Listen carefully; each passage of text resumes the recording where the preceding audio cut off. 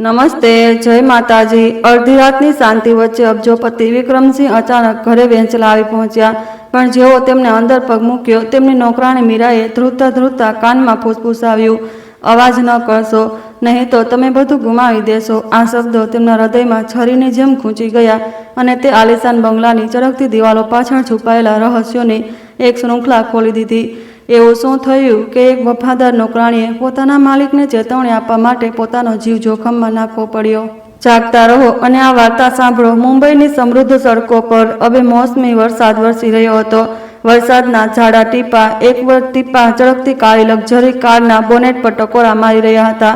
વિક્રમસિંહે કારને કિનારે પાર્ક કરીને એન્જિન બંધ કરી દીધું। તેમના હાથમાં સફેદ આર્કિડનો એક ગુલદસ્તો હતો, જેની પાંખડીઓ વરસાદના ટીપા નીચે ધ્રુજી રહી હતી। આજે તે પોતાની પત્ની પ્રિયા અને નાની દીકરી અનન્યાને સરપ્રાઈઝ આપવા માંગતા હતા, પણ જેવું તે કારમાંથી નીચે ઉતર્યા, ઘરના વરંડામાંથી તેમની નોકરાણી મીરા દોડતી આવી। તેનો ચહેરો પીળો પડી ગયો હતો અને તેના ધ્રુજતા હાથોને હજી પણ વાસણ ધોવાના મોજા હતા। તે હાંકતા હાંકતા બોલી, સાહેબ, હમણાં અંદર ન જાઓ, અવાજ ન કરશો। આ શબ્દોએ વિક્રમને ત્યાં જ રોકી દીધા। વરંડાના છાપરા વરસાદ બોછારો ત્રાસી પડી રહી હતી અને ઘરની અંદરની પીળી રોશની નબળી રીતે બહાર આવી રહી હતી। છેલ્લી વાર જ્યારે તે વહેલા ઘરે આવ્યા ત્યારે પ્રિયાએ કહ્યું હતું કે તે એક મિત્રની જન્મદિવસની પાર્ટીમાં વ્યસ્ત છે અને અનન્યા સૂઈ ગઈ હતી। તે આલિશાન બંગલો એક ઠંડા ગેસ્ટ હાઉસની જેમ શાંત હતો। છેલ્લા કેટલાક દિવસોથી તેમના મનમાં એક વિચિત્ર બેચેની થઈ રહી હતી। દરવાજાની તિરાડમાંથી રોશનીની ચમક દેખાઈ રહી હતી અને કોઈ અજાણ્યા માણસના હસવાનો અવાજ ગુંજી રહ્યો હતો। મીરાએ તેમનો હાથ પકડી લીધો અને તેનો અવાજ ધ્રુજી રહ્યો હતો, પણ મક્કમ હતો, જો તમે અંદર ગયા તો બધું જ ગાયબ થઈ જશે, જેમ ક્યારે હતું જ નહીં। કૃપા કરીને સત્ય જોવા માટે રાહ જુઓ। વિક્રમ ચૂપચાપ ઊભા રહ્યા। એક ધનવાન, શક્તિશાળી વેપાર જગતના સન્માનિત વ્યક્તિ, પણ ક્યારેક પોતાના જ ઘરમાં એકલા। તેમણે ગુલદસ્તાને કડક રીતે પકડી લીધો, એક ઊંડો શ્વાસ લીધો। વરસાદની વચ્ચે તેમના હૃદયમાં શંકા અને એક દબાયેલું દુઃખનું મિશ્રણ હતું। મીરાએ તેમને ચિંતા અને સહાનુભૂતિભરી નજરોથી જોયા, જેમ કે સમજી ન હોય કે આજ રાતનું સત્ય બધું જ બદલી નાખશે। વરસાદની ધૂળથી ઢંકાયેલો કાળો લોખંડનો ગેટ, લપસણા પથ્થરનો રસ્તો મુંબઈના જુહુમાં સમુદ્ર સામેના બંગલા તરફ જતો હતો। દૂરથી આવતા મોજાના અવાજ ખારી હવા સાથે મળી રહ્યા હતા। ઉંબરા પર અનન્યાની નાની ચપ્પલો ચટાઈને બાજુમાં વ્યવસ્થિત રીતે મૂકેલી હતી। તાજા સફેદ આર્કિડના ફૂલદાનીમાં હજી પણ પાણીના ટીપા હતા અને ફૂલદાનીના કિનારે કોઈના હાથોના નિશાન બાકી હતા। રસોઈમાં ચીમનીનો અવાજ સતત ચાલુ હતો। બધું જ સાફસૂથરું, શાનદાર, પણ વિચિત્ર રીતે ઠંડુ હતું। વિક્રમે ભમર સંકોચી અને હાથમાં સરકેલા આર્કિડના ગુલદસ્તાને ઉઠાવવા માટે ઝૂક્યા। મીરા ધીમેથી પાસે આવી। તેનો અવાજ એટલો ધીમો હતો જાણે તેને ડર હોય કે હવા પણ સાંભળી લેશે। સાહેબ, કૃપા કરીને હમણાં અંદર ન જાઓ। વિક્રમે તેને જોયું। તેની આંખો ઊંડી થઈ ગઈ હતી। ઘરમાં શું થઈ રહ્યું છે? મીરાએ બસ માથું હલાવીને પોતાની આંખો નીચી કરી લીધી। તમે અહીં છુપાઈને જુઓ, તમારે તમારી આંખોથી જોવું પડશે। તેઓ બંને વરંડાની પાછળ છુપાઈ ગયા। પડદાની તિરાડમાંથી વિક્રમે લિવિંગ રૂમ જોયો। મેજ પર રેડ વાઇનના ગ્લાસ રાખ્યા હતા। એક અજાણ્યા માણસનો કોટ ખુરશી પર બેદરકારીથી લટકેલો હતો અને પ્રિયાનો અવાજ ધીમો પણ તીખો સંભળાયો, ચિંતા ન કરો, આજ રાત કોઈ ઘરે નહીં આવે। એક માણસના અવાજે જવાબ આપ્યો, બસ એકવાર તે સાઇન કરી દે તો તેની દરેક વસ્તુ તારી થઈ જશે। દરેક શબ્દ વિક્રમના કાનોમાં છરીની જેમ ખૂંચી રહ્યો હતો। મીરાએ માથું ઝુકાવીને બહુ ધીમેથી કહ્યું, તેની આંખો ગેટ તરફ જોઈ રહી હતી। જ્યારથી તમે બિઝનેસ ટ્રીપ પર ગયા છો, ઘર પહેલાં જેવું નથી રહ્યું। મેં એવી વાતો સાંભળી છે જે મારે નહોતી સાંભળવી જોઈતી, પણ મને ડર હતો કે જો હું જલ્દી જણાવી દઈશ તો બધું નકારી દેશે। કૃપા કરીને પુરાવા માટે રાહ જુઓ। વિક્રમે પોતાની મુઠ્ઠી કસી લીધી અને પછી ઢીલી કરી દીધી। તેમણે ગુલદસ્તો દિવાલના સહારે રાખી દીધો। તેમનો અવાજ ઊંડો થઈ ગયો, ઠીક છે, તું મારી પાછળ રહે। જો કંઈ પણ ખોટું થાય તો જઈને ગેટ પર તિવારીને બોલાવી લેજે। મીરાએ માથું હલાવ્યું। તેના હોઠ કડક રીતે ભીંજાયેલા હતા। ઘરની અંદર ગ્લાસોના ટકરાવાના અવાજ ધીમો થઈ ગયો અને હાસ્ય બંધ થઈ ગયું। વિક્રમે જોયું કે હોલનો કેમેરો ફેરવેલો છે। મીરાએ ધીમેથી કહ્યું, મેં કેટલાક દિવસોથી તેને ફેરવેલો જોયો છે, પણ મને તેને ઠીક કરવાની હિંમત ન થઈ। તેમણે ધીમેથી માથું હલાવ્યું। દરેક વસ્તુનું એક કારણ હોય છે, તેમણે ફૂસફૂસાવ્યું। હવેથી દરેક શબ્દની કિંમત હશે, જલ્દી નહીં। મીરાએ હામાં માથું હલાવ્યું। તેના હાથ ધ્રુજી રહ્યા હતા। બહાર સમુદ્રના મોજાનો અવાજ ધીમો ગુંજી રહ્યો હતો। ધીમે ધીમે વિક્રમે પોતાને સમજાવતા કહ્યું, ઘર એવી જગ્યા ન હોવી જોઈએ જ્યાં માણસને ડર લાગે. મીરાએ જવાબ આપ્યો. તેનો અવાજ ધ્રુજી રહ્યો હતો પણ મજબૂત હતો. સીધા માણસને કોઈની વાતનો ડર નથી હોતો સાહેબ. જે પડે વિક્રમે દરવાજો ખોલવાના હતા. એક માણસના પગલાંનો અવાજ ખૂબ નજીક આવ્યો. મીરાએ જલ્દીથી દરવાજાના હેન્ડલ પર હાથ રાખ્યો. માથું હલાવીને ના પાડી. તેની આંખોમાં વિનંતી હતી, કૃપા કરીને સાહેબ. ઘરની અંદર પ્રિયાનો અવાજ ધીમો અને તેજ થઈ ગયો. શોર ન કરો, પાડોશીઓ ધ્યાન આપશે. સચ્ચાઈ બરાબર સામે હતી. બસ એક હરકત અને બધું જ ફાટી જશે. પણ વિક્રમે હંગામો ન કરવાનું પસંદ કર્યું. તેમણે ચૂપચાપ દરવાજાના હેન્ડલ પરથી પોતાનો હાથ હટાવી લીધો. તેમની આંખો શાંત થઈ ગઈ, દર્દભરી પણ સ્પષ્ટ. તે પડે તે સમજી ગયો કે ચૂપકીદી નબળાઈ નહીં પણ વિવેકનું પહેલું પગલું છે. તેમણે મીરા તરફ ફરીને બહુ ધીમેથી કહ્યું. તેમના હોઠ બસ હલી રહ્યા હતા. હવેથી દરેક નાની મોટી વાતને યાદ રાખવી પડશે. મીરાએ માથું હલાવ્યું. હું સમજી ગઈ. ઘરની અંદર ફોન વાઇબ્રેટ થયો. પ્રિયાનો અવાજ આવ્યો. રિંગટોન બંધ કરો. સ્કીનની રોશની બુઝાઈ ગઈ. વરંડાની બહાર વરસાદ હજી પણ સતત વરસી રહ્યો હતો. દરેક બૂંદ વિક્રમના દિલ પર ભારે અને ચૂપચાપ પડી રહી હતી. વરસાદ હજી પણ વરંડાની બહાર થઈ રહ્યો હતો, જેમ કે કોઈના દિલમાં ભારેપણાને વધુ લંબાવી રહ્યો હોય. રોશનીવાળા રૂમમાં પ્રિયાએ રાહુલ માટે શરાબ રેડી. તેની હરકતો ધીમી અને બનાવટી હતી. તેની મુસ્કાન અડધી અધૂરી હતી. તેની આંખોમાં એક એવી ચમક હતી જેને કોઈ સમજી નહોતું શકતું. તેનો અવાજ એટલો ધીમો હતો જાણે તેને ડર હોય કે હવા પણ સાંભળી લેશે. તે હજી પણ વિચારે છે કે હું એક ભોળી પત્ની છું, પણ અસલમાં બધું જ અમારી યોજનાનો ભાગ છે. રાહુલ ખુરશી પર પાછળ ઝૂકી ગયો, હોઠ પર મુસ્કાન સાથે. તું બહુ ચાલાક છે. તેના જેવા માણસને બસ કેટલાક મીઠા બોલથી માખણની જેમ પીગળાવી શકે છે. પડદાની તિરાડમાંથી વિક્રમ ચૂપચાપ ઊભા હતા. તેના શ્વાસ રોકાઈ ગયા. દરેક શબ્દ ઠંડા ચાકુની જેમ તેના દિલને કાપી રહ્યો હતો. તેમના ઘણા વર્ષોના વિશ્વાસને ચીરી રહ્યો હતો. દરવાજાની બહાર તેમના દ્વારા રાખેલો સફેદ આર્કિડનો ગુલદસ્તો હજી પણ ત્યાં જ હતો. વરસાદ અને હવાને કારણે નાજુક પાંખડીઓ ધીમે ધીમે ખરી રહી હતી. મીરાએ તે ગુલદસ્તાને જોયો અને તેનું ગળું ભરાઈ આવ્યું. તે જાણતી હતી કે જો વિક્રમ અંદર ચાલ્યા ગયા તો આ ઘર હવે ઘર નહીં રહે. સાહેબ, ક્યારેક ચૂપકીદી સૌથી મોટું હથિયાર હોય છે. તેણે મનોમન વિચાર્યું. તેનું દિલ બેચેન હતું. તે સમજી ગઈ કે તેનો માલિક પોતાની ગરિમા જાળવી રાખવા માટે શાંત રહેવાની કોશિશ કરી રહ્યો છે. મોટો લિવિંગ રૂમ, પીળી રોશની ચમકતા શરાબના ગ્લાસ પર પડી રહી હતી. મેજ પર રોકાણકાર કરાર અને વસિયતની એક પ્રતિ રાખેલી હતી. બહાર કાચની બારીમાંથી સમુદ્રના મોજાનો અવાજ આવી રહ્યો હતો. હવાના દરેક ઝોંકાથી પડદા ધીમે ધીમે હલી રહ્યા હતા. માહોલ શાનદાર પણ વિચિત્ર અને ગુગળામણ ભર્યો હતો, જેમ કે રૂમ પરિવારની ગરમાહટ ભૂલી ગયો હોય. રૂમમાં પ્રિયાએ રાહુલને જોયો. તેનો અવાજ સખત થઈ ગયો. તે વૃદ્ધ થઈ ગયો છે. લોકો પર સરળતાથી ભરોસો કરી લે છે. બસ એકવાર સાઇન કરતાં જ બધી સંપત્તિ મારા નામે થઈ જશે. ત્યારે અમારે વધુ દેખાડો કરવાની જરૂર નહીં હોય. રાહુલે વ્યંગ્યાત્મક રીતે સ્મિત કર્યું અને સિગારેટનો એક કચ લીધો. તું બસ પહેલાંથી જેમ દેખભાળ કરવાનું નાટક કરતી રહે. આવા પુરુષો બસ થોડી કોમળતાથી આંધળા થઈ જાય છે. વિક્રમે દરેક શબ્દ સાંભળ્યો. તેમના હાથ હળવાશથી ધ્રુજી ઉઠ્યા. મીરા તેમની પાછળ ઊભી હતી. તેણે પોતાની સાડીનો પલ્લુ કડક રીતે પકડી રાખ્યો હતો. તેને ડર હતો કે તે પોતાનો ડર ગુમાવી દેશે. તેમણે બહુ ધીમેથી કહ્યું. તેમનો અવાજ ભરાયેલો હતો. માણસ ત્યારે સૌથી વધારે ડરામણો હોય છે જ્યારે તેને શરમ અનુભવાય બંધ થઈ જાય છે. મીરાએ માથું ઝુકાવ્યું. તેનું દિલ બેસી ગયું. તેની આંખોમાં આંસુ હતા પણ તે રડવાની હિંમત ન કરી શકી. રાહુલે આગળ કહ્યું, પોતાનો અવાજ ધીમો કરતા, કાલે તે સ્વાસ્થ્ય તપાસ માટે જઈ રહ્યો છે. હું કારમાં કંઈ ગડબડ કરી દઈશ. બસ થોડી બેદરકારીની જરૂર છે. બધું સાફ થઈ જશે. તું કાગળની કાર્યવાહી સંભાળી લેજે. મારી વાત યાદ રાખજે. પ્રિયાએ ભ્રમર સંકોચી. કોઈ ભૂલ ન કરશો. હું 1 મિનિટની બેવકૂફી માટે જેલમાં જવા નથી માંગતો. આ વાતથી મીરાની કરોડરજ્જુમાં ધ્રુજારી દોડી ગઈ. તેણે વિક્રમને જોયો. તેમનો ચહેરો ધીમે ધીમે કઠોર થઈ ગયો, પણ તેમની આંખો ઠંડી શાંતિ જાળવી રહી હતી. તેમણે મીરાને પાછળ હટવાનો ઇશારો કર્યો. કોઈકને કંઈ ન કહેતી. આજ રાત સામાન્ય રીતે કામ કરજે. કાલે કોઈ મિકેનિક બોલાવીને હોલવેનો કેમેરો ઠીક કરાવી લેજે. તેમનો અવાજ ભારે હતો. દરેક શબ્દ ભારેપણાથી પડી રહ્યો હતો. મીરાએ ધીમેથી માથું હલાવ્યું. જી, પણ તમારે તમારું ધ્યાન રાખવું પડશે. સીધા ઝાડને કપાવવાનો ડર નથી હોતો સાહેબ. તેમણે તેને જોયું. તેમના હોઠ પર એક ફીકી મુસ્કાન આવી જે દુઃખદ અને મક્કમ બંને હતી. ગેટની બહાર કાર સ્ટાર્ટ થવાનો અવાજ આવ્યો. રાહુલ ચાલ્યો ગયો. પ્રિયાને એકલી છોડીને તેણે પોતાનો પોલ ખોલ્યો. તેની આંગળીઓ ઝડપથી મેસેજ ટાઈપ કરવા લાગી. બધું થઈ ગયું. કાલે નિર્ણાયક દિવસ છે. સ્કિન જલી અને પછી બુજાઈ ગઈ. પ્રિયાએ રાહતનો શ્વાસ લીધો અને વધુ શરાબ રેડી, આ વિચારીને કે આજ રાતનું સુરક્ષિત છે. દરવાજો ધીમેથી ખુલ્યો. પગલાંનો અવાજ ગુંજ્યો. વિક્રમ અંદર આવ્યા. તેમનું શર્ટ હજી પણ વરસાદથી ભીનું હતું. પ્રિયા ચોંકી ગઈ. ગ્લાસ લગભગ પડી જ ગયો હતો. તેણે જલ્દીથી એક બનાવટી મુસ્કાન વેરવી. તમે આટલી જલ્દી ઘરે આવી ગયા? હું બસ. વિક્રમે જવાબ ન આપ્યો.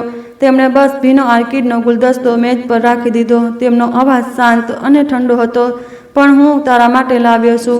પણ વરસાદે તેને ખરાબ કરી દીધો. આ સાધારણ વાત પ્રિયાને સ્તબ્ધ કરી ગઈ. તેનું દિલ ઝડપથી ધબકવા લાગ્યું. શાંતિ છવાઈ ગઈ. કેટલાક સેકન્ડ માટે બધું જ રોકાઈ ગયું.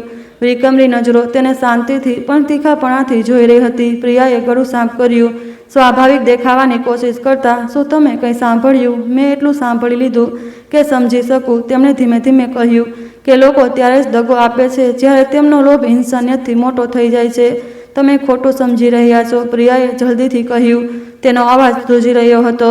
વિક્રમે જવાબ ન આપ્યો. તે બસ ચૂપચાપ તેને જોતા રહ્યા. તેમની આંખો તે ઠંડા મુખોટાને ભેદી રહી હતી જેને તે હજી પણ પહેરી રહી હતી. પ્રિયાએ નજર ચોરીને માથું ઝુકાવી લીધું. તેના હોઠ કસાઈ ગયા. વરંડાની બહાર મીરા છુપાઈને ઊભી હતી. તેનું દિલ જોર જોરથી ધબકી રહ્યું હતું. તે સમજી ગઈ કે સાહેબ હંગામો કરવા નથી માંગતા. આ ઘરની થોડીક ઇજ્જત બચાવવાનો એકમાત્ર રસ્તો હતો. ઓછામાં ઓછું આજ રાત માટે. પ્રિયા ફરી અને જલ્દીથી સીડીઓ પર ચડી ગઈ, પોતાની પીઠ પર બળતી નજરોથી બચતા. જ્યારે તેની એડીનો અવાજ દૂર થઈ ગયો ત્યારે મીરા પાસે આવી અને ધીમેથી બોલી, હવે અમે શું કરીએ સાહેબ? વિક્રમે બહાર આસમાન તરફ જોયું. વરસાદ હજી પણ નહોતો અટક્યો. ક્યાંક દૂર સમુદ્રમાં વીજળી કડકી રહી હતી. ચૂપ રહે, પણ દરેક વાત યાદ રાખજે. કાલે કોઈ વધુ દેખાડો નહીં કરી શકે. મીરાએ માથું હલાવ્યું. તેની આંખો લાલ હતી. રોશનીવાળા રૂમમાં બે લોકોના પડછાયા ઠંડી ટાઇલ પર પડી રહ્યા હતા. એક સ્થિર, એક ધ્રુજતો. બંને સચ્ચાઈની સવારની રાહ જોઈ રહ્યા હતા. બીજી સવારે મુંબઈનો સમુદ્ર શાંત હતો. સવારનો તડકો પડદામાંથી ગળાઈને આવી રહ્યો હતો અને પાછલી રાતના વરસાદથી ફર્શ પર પાણીના ધબ્બા ચમકી રહ્યા હતા. પ્રિયા વહેલી ઉઠી. તેણે એક સફેદ રેશમી ડ્રેસ પહેર્યો, વાળ વ્યવસ્થિત રીતે બાંધ્યા અને એટલી પ્રેમથી સ્મિત કર્યું જાણે કાલ રાત્રે કંઈ થયું જ ન હોય. કોફીની સુગંધ આખા ડાઇનિંગ રૂમમાં ફેલાઈ ગઈ. વિક્રમ મેજના છેડે બેસી ગયા. શાંતિથી પોતાનો ફોન જોઈ રહ્યા હતા. સ્ક્રીનની રોશની તેમના ચહેરા પર પડી રહી હતી, જેમાં મીરા દ્વારા કેમેરામાંથી રિકવર કરાયેલા વિડીયો ચાલી રહ્યા હતા. પ્રિયા અને રાહુલની તસવીરો સાફ હતી. દરેક સ્પર્શ, દરેક શબ્દને નકારી શકાય તેમ નહોતું. વિક્રમના મગજમાં પાછલી રાત પ્રિયાનો અવાજ હજી પણ ગુંજી રહ્યો હતો. તમે આટલી જલ્દી ઘરે આવી ગયા? દરેક શબ્દ એક નાના ચાકુની જેમ તેમના દિલમાં ચૂભી રહ્યો હતો. મીરાએ કહ્યા મુજબ હોલના કેમેરાનો એંગલ ઠીક કરી દીધો હતો અને એક જૂના લેપટોપમાં અસ્થાયી રીતે સેવ કરાયેલી હાર્ડ ડ્રાઈવ શોધી લીધી હતી, જેને બધા ખરાબ સમજતા હતા. જ્યારે તેણે તે વિડીયો તેમને આપ્યો ત્યારે તેને બસ એટલું કહ્યું, કદાચ ભગવાન ઈચ્છતા હતા કે તમે પૂરી સચ્ચાઈ જુઓ. આ વાત તેમને હંમેશા યાદ રહેશે. તે સવારે ડાઇનિંગ રૂમ રોશનીથી ભરેલો હતો, પણ કોઈને પણ ગરમી મહેસૂસ નહોતી થઈ રહી. પ્રિયા હજી પણ સ્મિત કરી રહી હતી. પોતાના પતિ માટે ખાવાનું પીરસી રહી હતી. તેનો અવાજ હંમેશાની જેમ મીઠો હતો. તમે ઓછું ખાઓ, તમારી સેહતનું ધ્યાન રાખો. તમે આ દિવસોમાં બહુ વધારે કામ કરી રહ્યા છો. વિક્રમે ચમચી નીચે મૂકી અને ધીમેથી પણ પૂરતી ઠંડીકથી જવાબ આપ્યો, હું તારી વિચારસરણી કરતાં વધારે સ્વસ્થ છું. આ નાનું વાક્ય જેને બહાર વરંડામાં કાચ સાફ કરી રહેલી મીરાએ સાંભળ્યું, તેને ધ્રુજાવી ગયું. તે સાહેબના છુપાયેલા અર્થને સમજી ગઈ. આ એક એવી ચેતવણી હતી જેના માટે ઊંચા અવાજની જરૂર નહોતી. પ્રિયા ઉઠી બારી તરફ વધી, જેમ સમુદ્રને જોઈ રહી હોય. જ્યારે તે ફરી તો વિક્રમની નજરો હજી પણ શાંત હતી, પણ અંદર તોફાન મચ્યું હતું. જ્યારે પ્રિયા મેજથી હટી તો મીરા અંદર આવી અને ધીમેથી બોલી, સાહેબ મને આ મળ્યું છે. તેણે એક નાની USB આપી. વિક્રમે તેને પોતાના ફોનમાં લગાવી. વિડીયો ચાલ્યો અને રાહુલનો અવાજ ગુંજ્યો, બસ એકવાર તે સાઇન કરી દે તો તેની દરેક વસ્તુ તારી થઈ જશે. માહોલ ગુગળામણ ભર્યો થઈ ગયો. વિક્રમ ચૂપચાપ બેઠા રહ્યા. તેમની મુઠ્ઠી કસાઈ ગઈ, પણ અવાજ સ્થિર રહ્યો. કેટલાક લોકો પૈસાથી ગરીબ નથી હોતા, પણ ચરિત્રથી ગરીબ હોય છે. માણસનું સૌથી મોટું નુકસાન તેની દયાળુતાનું ખોવાઈ જવું છે. અચાનક પ્રિયાનો ફોન વાગ્યો. સ્ક્રીન પર રાહુલનું નામ ચમક્યું. મીરાએ જલ્દીથી જોયું. તેનું દિલ ઝડપથી ધબકવા લાગ્યું. પ્રિયાએ જલ્દીથી ફોન ઉઠાવ્યો અને બાલ્કનીમાં જતી રહી અવાજ ધીમો કરતા, આ સમયે ફોન ન કરો, તે અહીં જ છે. રાહુલનો અવાજ સ્પીકરમાંથી આવ્યો, ચિંતા ન કર, યોજના હજી પણ સમયસર છે. મીરાએ તેમને જોયા. તેના મનમાં ગુસ્સો ઉકળી રહ્યો હતો. તેને સાહેબ માટે દુઃખ થયું, પણ તેને પોતાને રોકી લીધી. આ સમયે કંઈ પણ કહેવાથી બધું જ વિખેરાઈ જશે. જ્યારે પ્રિયા બહાર ગઈ તો વિક્રમે પોતાના અંગત વકીલને ફોન કર્યો.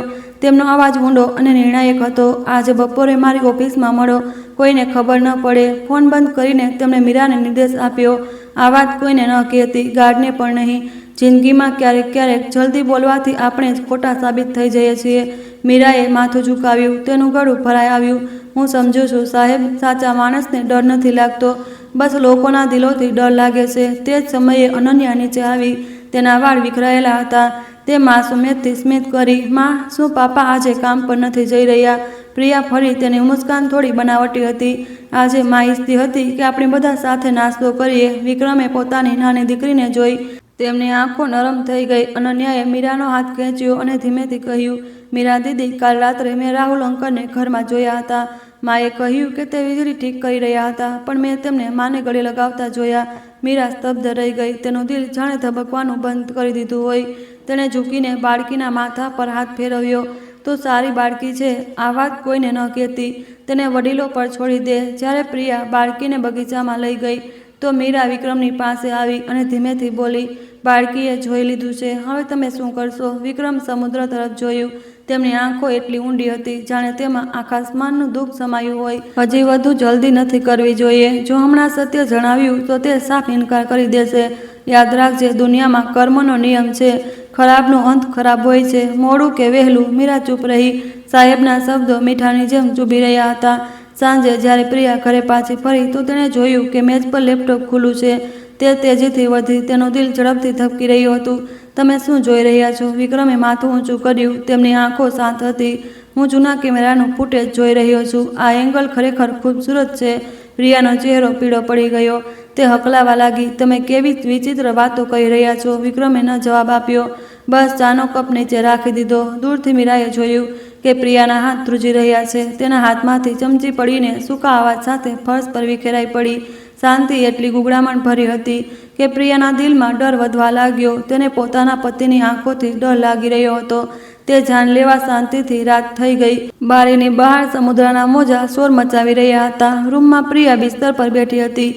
તેના ધ્રુજતા હાથ મેસેજ ટાઈપ કરી રહ્યા હતા. કંઈક ગડબડ છે, લાગે છે તેને ખબર પડી ગઈ છે. થોડીવાર પછી રાહુલનો જવાબ આવ્યો, જો તેને ખબર પડી ગઈ છે તો અમારે વહેલું પગલું ઉઠાવવું પડશે.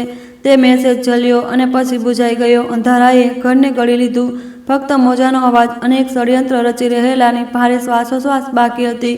રાત થઈ ગઈ. સમુદ્ર કિનારાનો બંગલો એક ઠંડી શાંતિમાં ડૂબેલો હતો. નાળિયેરના ઝાડમાંથી પસાર થતી હવા પોતાની સાથે ભેજ અને મીઠાની મહેક લાવી રહી હતી. બીજી મંજિલના રૂમમાં પ્રિયા ડ્રેસિંગ ટેબલ સામે બેઠી હતી. આરીસામાં તેનો ચહેરો સુંદર અને ઠંડો બંને દેખાઈ રહ્યા હતો.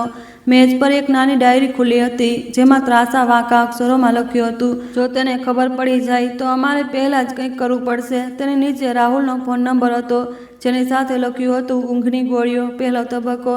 તેણે ડાયરી બંધ કરી દીધી. તેની આંગળીઓ હળવી ધ્રુજી રહી હતી, પણ તેની આંખો ચાકુની જેમ તેજ હતી. તે નાટકીય સવાર પછીની પ્રિયા જાણતી હતી કે વિક્રમને શંકા થઈ ગઈ છે. તેણે પતિની શાંત નજરો તેને ડરાવી રહી હતી. તેને પાછલી રાત રાહુલ સાથે થયેલી વાતચીત યાદ આવી. જો પકડાઈ ગયા તો તે કોઈને જીવતો નહીં છોડશે. હવે તે શબ્દો તેના મગજમાં એક નિશાનની જેમ બની ગયા હતા. તેને હવે ડર નહોતો લાગી રહ્યો, ફક્ત ધૃણા અને બળતી મહત્વાકાંક્ષા મહેસૂસ થઈ રહી હતી. તે કંઈ કરે તે પહેલાં મારે તેને ખતમ કરવો પડશે. પ્રિયાએ બબડ્યું. શરાબના ગ્લાસને કડક રીતે પકડી લીધો. તેના દિલના અંધારાને, બધી ઇન્સાનિયતને ગળી લીધી હતી. બીજી બપોરે પ્રિયાએ અનન્યાના જન્મદિવસ માટે ફળ ખરીદવાનું બહાનું બનાવ્યું અને નાળિયેરના ઝાડ પાછળ છુપાયેલા એક નાના કેફેમાં રાહુલને ચૂપકેથી મળી. રાહુલ પહેલાંથી જ ત્યાં હતો. તેનો ચહેરો તણાવપૂર્ણ હતો. તેનો અવાજ ધ્રુજી રહ્યો હતો. ચાલ ભાગી જઈએ. પ્રિયા, હજી પણ સમય છે. જો તેને ખબર પડી ગઈ તો કોઈ આપણને બચાવી નહીં શકે. પ્રિયાએ કોફીનો એક ઘૂંટ લીધો. તેના હોઠ હળવાશથી વળ્યા. ભાગવાનો મતલબ બધું જ ગુમાવી દેવું છે. શું તું પહેલાંની જેમ ગરીબ રહેવા માગે છે? જો તે નહીં રહ્યો તો આ બધું આપણું હશે. રાહુલે ગભરાઈને ચારે તરફ જોયું.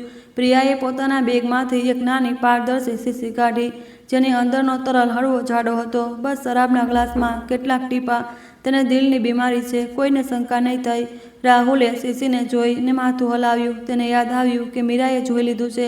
પ્રિયાએ ઠંડા અવાજમાં કહ્યું, તો તે પણ ગાયબ થઈ જશે. તેનો અવાજ ઊંચો હતો, પણ સાંભળનારી રૂહ ધ્રુજાવી દેવા માટે પૂરતો હતો. મોડી સાંજે મીરા પાછળના બગીચામાં કચરો સાફ કરી રહી હતી. અચાનક તેને જૂની ઈંટની દિવાલની પારથી અવાજો સંભળાયા. તેણે શ્વાસ રોકી લીધા, પોતાનો કાન દિવાલથી અડાડી દીધો. ઊંઘની ગોળીઓ, દિલ ગાયબ, દરેક શબ્દ ચાકુની જેમ તેના કાનોમાં ચૂભી રહ્યો હતો. મીરા સ્તબ્ધ રહી ગઈ. તેના હાથે કચરાના બેગને એટલા જોરથી પકડ્યો કે તે ફાટી ગયો. તે સમજી ગઈ, જો તેણે હમણાં કંઈ ન કર્યું તો કદાચ સાહેબ સવાર સુધી જીવતા નહીં બચે. જ્યારે રાત થઈ તો મીરા ચૂપકેથી વિક્રમના સ્ટડી રૂમમાં ગઈ. તે ફાઇલો વાંચી રહ્યા હતા. ટેબલ લેમ્પની રોશની તેમના થાકેલા ચહેરા પર પડી રહી હતી. તેણે ધ્રુજતા ધીમેથી કહ્યું, સાહેબ, મેં તમને વાત કરતા સાંભળ્યા. તે તમને નુકસાન પહોંચાડવાની યોજના બનાવી રહ્યા છે. વિક્રમ રોકાઈ ગયા. તેમની આંખોમાં એક ઠંડી ચમક આવી ગઈ. એક પળની ભારે શાંતિ પછી તેમણે ધીમેથી કહ્યું, તું બસ એવો દેખાડો કર જેમ કંઈ નથી જાણતી. ઝેરી સાપો ત્યારે જ પોતાની પૂંછડી બતાવે છે જ્યારે તેમને લાગે છે કે શિકાર મરી ચૂક્યો છે. ડર નહીં. મીરાએ તેમને જોયા. તેની આંખોમાં આંસુ હતા. પણ જો તેમણે પહેલાં કંઈક કરી દીધું તો વિક્રમે સંક્ષિપ્તમાં જવાબ આપ્યો, કંઈ નહીં થાય. બસ વિશ્વાસ રાખજે, જે જેવું વાવશે તેવું જ કાપશે. તે જ રાત્રે તેમણે પોતાના અંગત ડૉક્ટરને ફોન કર્યો. તાત્કાલિક સ્વાસ્થ્ય તપાસની વિનંતી કરી અને કોઈને ન જણાવવાની હિદાયત આપી. તેમણે ચૂપકેથી રસોઈના ખૂણામાં એક નાનો કેમેરો પણ લગાવી દીધો, જ્યાં પ્રિયા અવારનવાર પોતાના પતિ માટે ઔષધીય શરાબ બનાવતી હતી. પગલે પગલે તેમણે ઠંડા દિમાગથી જવાનો હુમલો કર્યો. જ્યારે ઘડિયાળમાં રાતના 10 વાગ્યા, પ્રિયા રસોઈમાં આવી. તેણે એક લાલ રંગની નાઇટ ગાઉન પહેરી હતી. ચહેરા પર હળવો મેકઅપ હતો, પણ આંખોમાં આગ હતી. તેણે ધીમે ધીમે શરાબનો ગ્લાસ ભર્યો અને તેમાં કેટલાક ટીપા રંગીન તરલના ભેળવી દીધા. રોશની તેના હાથ પર પડી, જે ધ્રુજી રહ્યો હતો અને તે મક્કમ પણ હતો. ઉપર આવી જાઓ, મેં સુવામાં મદદ માટે શરાબ બનાવી છે. તેણે ઉપર પુકાર્યું. તેનો અવાજ ડરામણી હદ સુધી મીઠો હતો. વિક્રમ નીચે આવ્યા. તેમના ચહેરા પર હવાનો ઝોકો જેવી હળવી મુસ્કાન હતી. આટલા લાંબા સમય પછી તે મારી આટલી પરવા કરી છે. તેને પી લો, જેથી તમને સારી ઊંઘ આવે. તેણે જવાબ આપ્યો, ધીમેથી ગ્લાસ તેમની તરફ ધકેલતા. તેમણે ગ્લાસ ઉઠાવ્યો અને પોતાના હોઠો સુધી લઈ ગયા. આંખો હજી પણ પોતાની પત્નીના ચહેરા પર હતી. એક પળ પછી તેમણે નીચે જ રાખી દીધો અને હળવાશથી સ્મિત કર્યું, હું સારી શરાબનો સ્વાદ ખરાબ કરવા નથી માગતો. તેને અહીં જ રહેવા દો, હું પછી પી લઈશ. જ્યારે પ્રિયા ફરી તો તેમણે ગ્લાસની શરાબ દરવાજા પાસેના છોડના કુંડામાં નાખી દીધી. થોડી જ મિનિટો પછી પાંદડા વળવા લાગ્યા અને છોડનું થડ મુરઝાઈને પડી ગયું. તેમણે તે દ્રશ્યને જોયું. તેમના ચહેરાનો રંગ બદલાયો. બસ એક ઊંડો શ્વાસ લીધો તો આ સાચું હતું. મીરા પાસે જ બારી સાફ કરી રહી હતી. તેણે બધું જ જોયું. તેણે ફૂસફૂસાવ્યું, કદાચ ભગવાને તેને ખુદ જ પોતાની કબર ખોદવા દીધી છે. બરાબર તે જ સમયે પ્રિયા ફરી અને તેની નજર મીરાથી મળી. તે પળ બંને ચોંકી ગયા. પ્રિયાની આંખોમાં શંકાની ચમક હતી.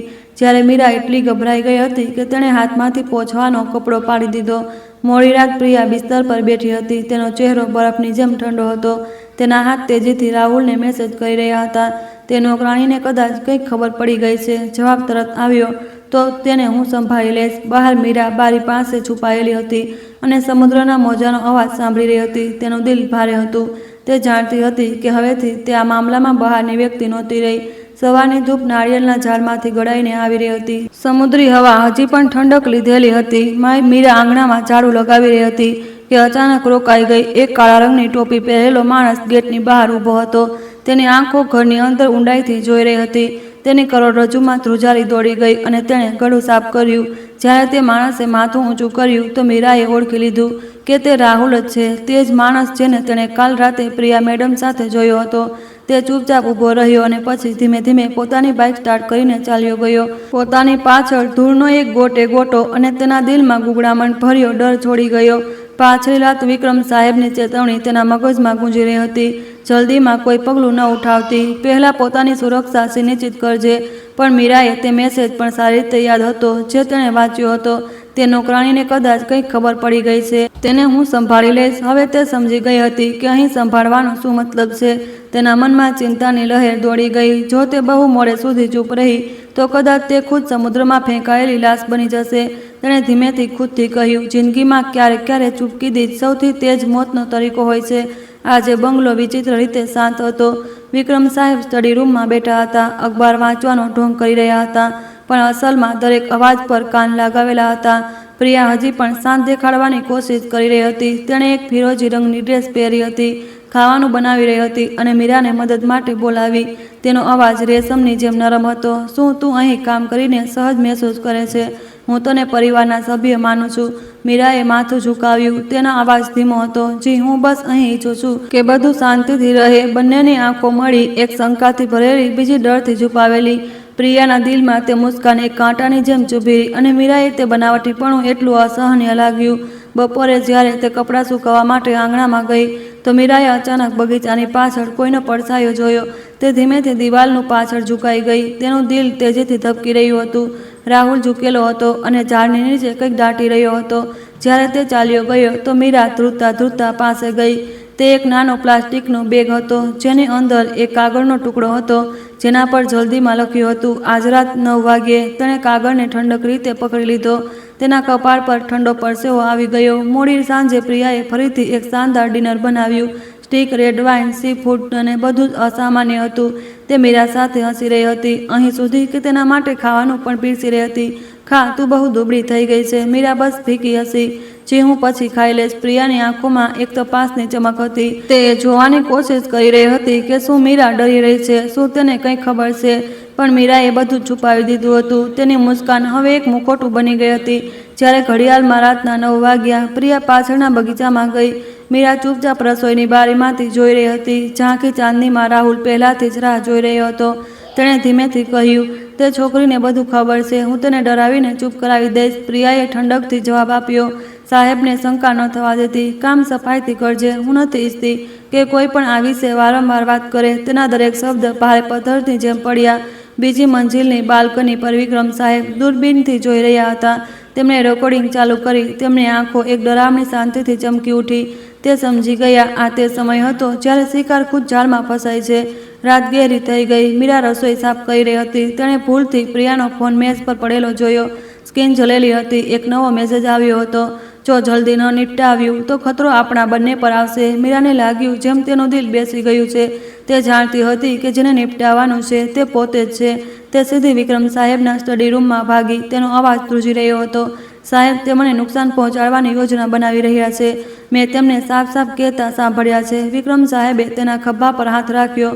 ગહેરી અવાજમાં કહ્યું, ડર નહીં, સારાનું સારું થાય છે, ખરાબનું ખરાબ. તું બસ શાંત રહે. બુરાઈમાં હંમેશા એક ખામી હોય છે. બસ ધૈર્યની જરૂર છે. તેમણે દરાજમાંથી એક નાની ચાવી કાઢી. આ સેફ રૂમની ચાવી છે. આજ રાત તું તે જ રૂમમાં સૂજે. બરાબર અડધી રાતે રાહુલ પાછળના દરવાજાથી ચૂપકેથી અંદર આવ્યો. તેનો પડછાયો ઠંડી ટાઇલ્સ પર લાંબો પડી રહ્યો હતો. તે બહુ ધીમે ધીમે ચાલી રહ્યો હતો. તેના હાથમાં એક દવાવાળી શીશી હતી. તે મીરાના રૂમમાં દરવાજા સામે રોકાયો. ધીમેથી દરવાજો ખોલીને તૈયાર રાખેલા પાણીના ગ્લાસમાં દવા નાખવાનો હતો. પણ બરાબર તે સમયે બત્તી જલી ગઈ. વિક્રમ સાહેબ સીધા ઊભા હતા. તેમની નજરો શાંત પણ મક્કમ હતી. હું પણ જાણવા માંગુ છું કે તું મારી નોકરાણીના રૂમમાં શું શોધી રહ્યો છે? રાહુલ સ્તબ્ધ રહી ગયો. તેના હાથમાંથી શીશી પડીને ટાઇલ્સ પર ગબડી ગઈ. હું ભૂલથી બીજા રૂમમાં આવી ગયો. તે હકલાયો. વિક્રમ સાહેબ બસ સ્મિત કર્યા. ખરેખર લોકો ભૂલથી આવે છે અને સાથે વિચિત્ર દવાઓ લાવે છે. રાહુલે માથું ઝુકાવી લીધું અને કંઈ ન કહી શક્યો. તેમણે મીરાને શાંત રહેવાનો ઇશારો કર્યો અને પછી ધીમેથી કહ્યું, હું તે લોકોનું સન્માન કરું છું જેઓ પોતાની હદ જાણે છે. પણ જો તેઓ હદ પાર કરે તો તેઓ તેજ કાપે છે જે તેમણે વાવ્યું છે. રાહુલ ધ્રુજતા પાછળ હટ્યો. પરસેવાથી તરબતર રૂમનો દરવાજો બંધ થઈ ગયો અને મોજાનો ગુંજ એક ચેતવણીની જેમ ગૂંજતો રહ્યો. તે રાત પ્રિયા બિસ્તર પર લેટી રહી પણ સૂઈ ન શકી. બહાર સમુદ્ર હવા જોર જોરથી ચાલી રહી હતી. તેના મગજમાં વિક્રમ સાહેબ દ્વારા રાહુલને પકડી પાડવાનું દ્રશ્ય વારંવાર ફરી રહ્યું હતું. તેને હવે પોતાના જ સાથી પર શંકા થવા લાગી હતી, જેના પર તેણે ક્યારેય પૂરો ભરોસો કર્યો હતો. બીજી સવારે બંગલો પડદામાંથી ગળાઈને આવતી ધૂપ નીચે ભારે લાગી રહી હતી. પ્રિયા વિક્રમ સાહેબના રૂમમાં કોફીના કપ લઈને આવી. પોતાની જાણીતી કોમળ મુસ્કાન જાળવી રાખવાની કોશિશ કરી રહી હતી. પણ જેવું તેણે દરવાજો ખોલ્યો તે ચોંકી ગઈ. વિક્રમ સાહેબ સીધા બેઠા હતા. તેમની સામે સંપત્તિ હસ્તાંતરણની ફાઇલો હતી. તે જ વસ્તુ જેના પર તે ક્યારેય પોતાનું નામ જોવા માટે તરસતી હતી.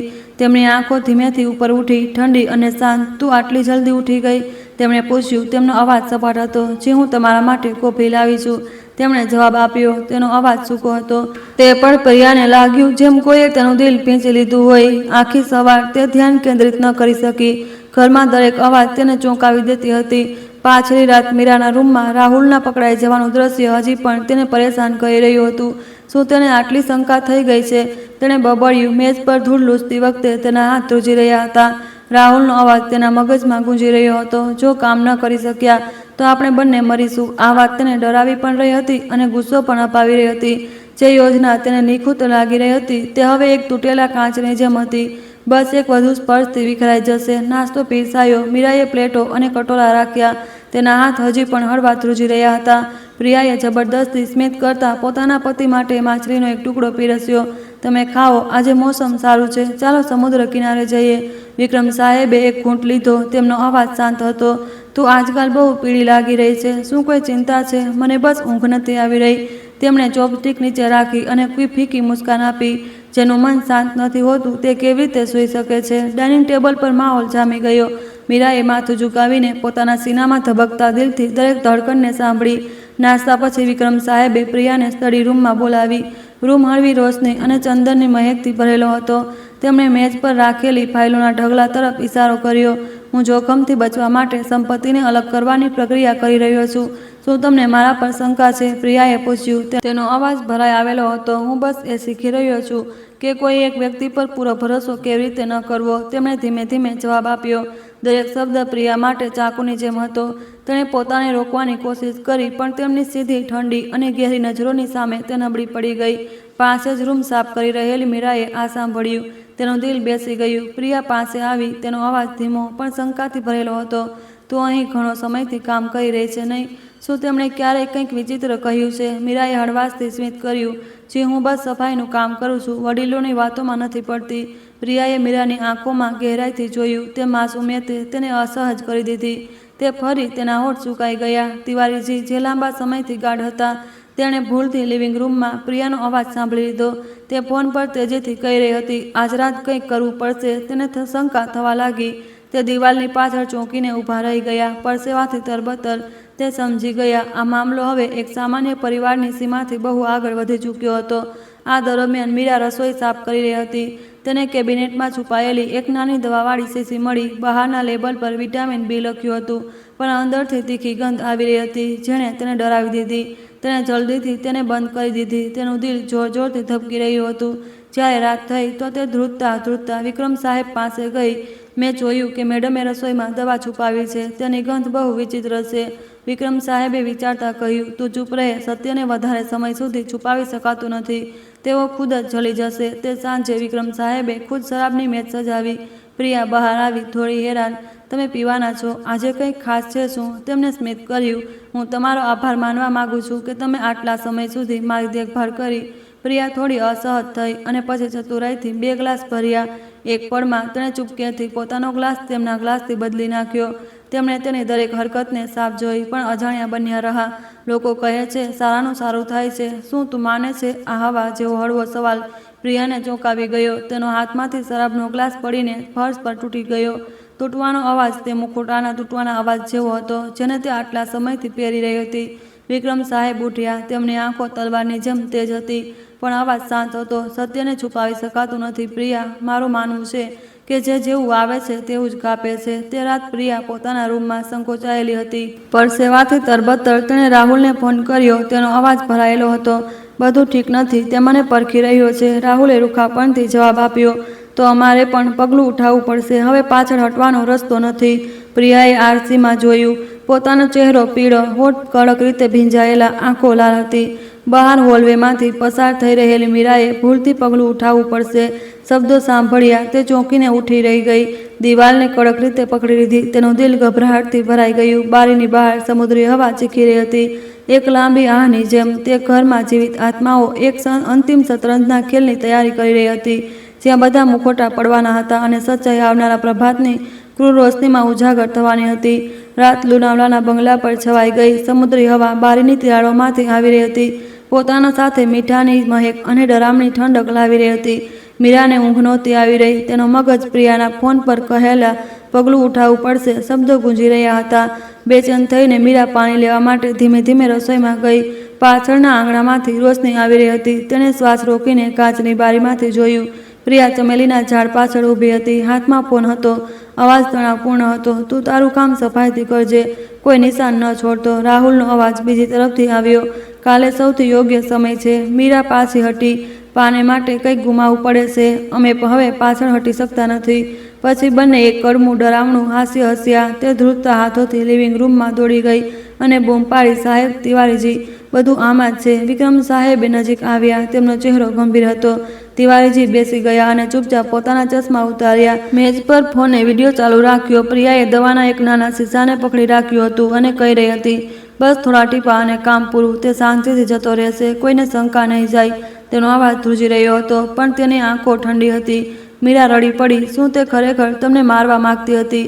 વિક્રમ સાહેબે તેના ખભા પર હાથ મૂક્યો અને ધીમેથી કહ્યું, બેટા, લોકો ત્યારે જ ખરાબ બને છે જ્યારે તેઓ વિશ્વાસ ગુમાવી દે છે અને ભૂલી જાય છે કે તેઓ કોણ હતા. બહાર પવન તેજ થયો.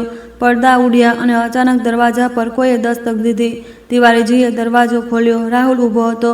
તેનું શર્ટ વળેલું હતું. આંખો ઊંડી હતી. તેણે ઝડપથી કહ્યું. તેનો અવાજ ઘોઘરો હતો, હું પ્રિયાને શોધી રહ્યો છું. તે ક્યાં છે? વિક્રમ સાહેબે શાંતિથી તેની તરફ જોયું. તેણે તારા માટે કંઈક છોડ્યું છે. રાહુલે ભમર સંકોચી. શું? તેમણે ફોન તેની તરફ ધકેલ્યો અને જો અને પછી કહે, શું તું હજી પણ તેને શોધવા માંગે છે? રાહુલે ધ્રુજતા હાથે પ્લે બટન દબાવ્યું. વિડીયો ફરીથી ચાલ્યો, જેમાં બંને ઝેર આપવાનું કાવતરું રચી રહ્યા હતા. પછી અંતમાં પ્રિયાએ સીધું કેમેરામાં જોયું. જો મને કંઈ થયું તો રાહુલ પણ બચશે નહીં. તેનો અવાજ ભરાઈ ગયો હતો. તેની આંખોમાં આંસુ હતા. રાહુલ ચીસો પાડી ઉઠ્યો. નહીં, તેણે મને ફસાવી દીધો. તેણે ફોનને જોરથી ફ્લોર પર ફેંકી દીધો. તૂટવાનો અવાજ આખા રૂમમાં ગુંજી ઉઠ્યો અને પછી તે પડી ગયો. માથું પકડીને હાંફવા લાગ્યો. હું કોઈને મારવા માંગતો નહોતો.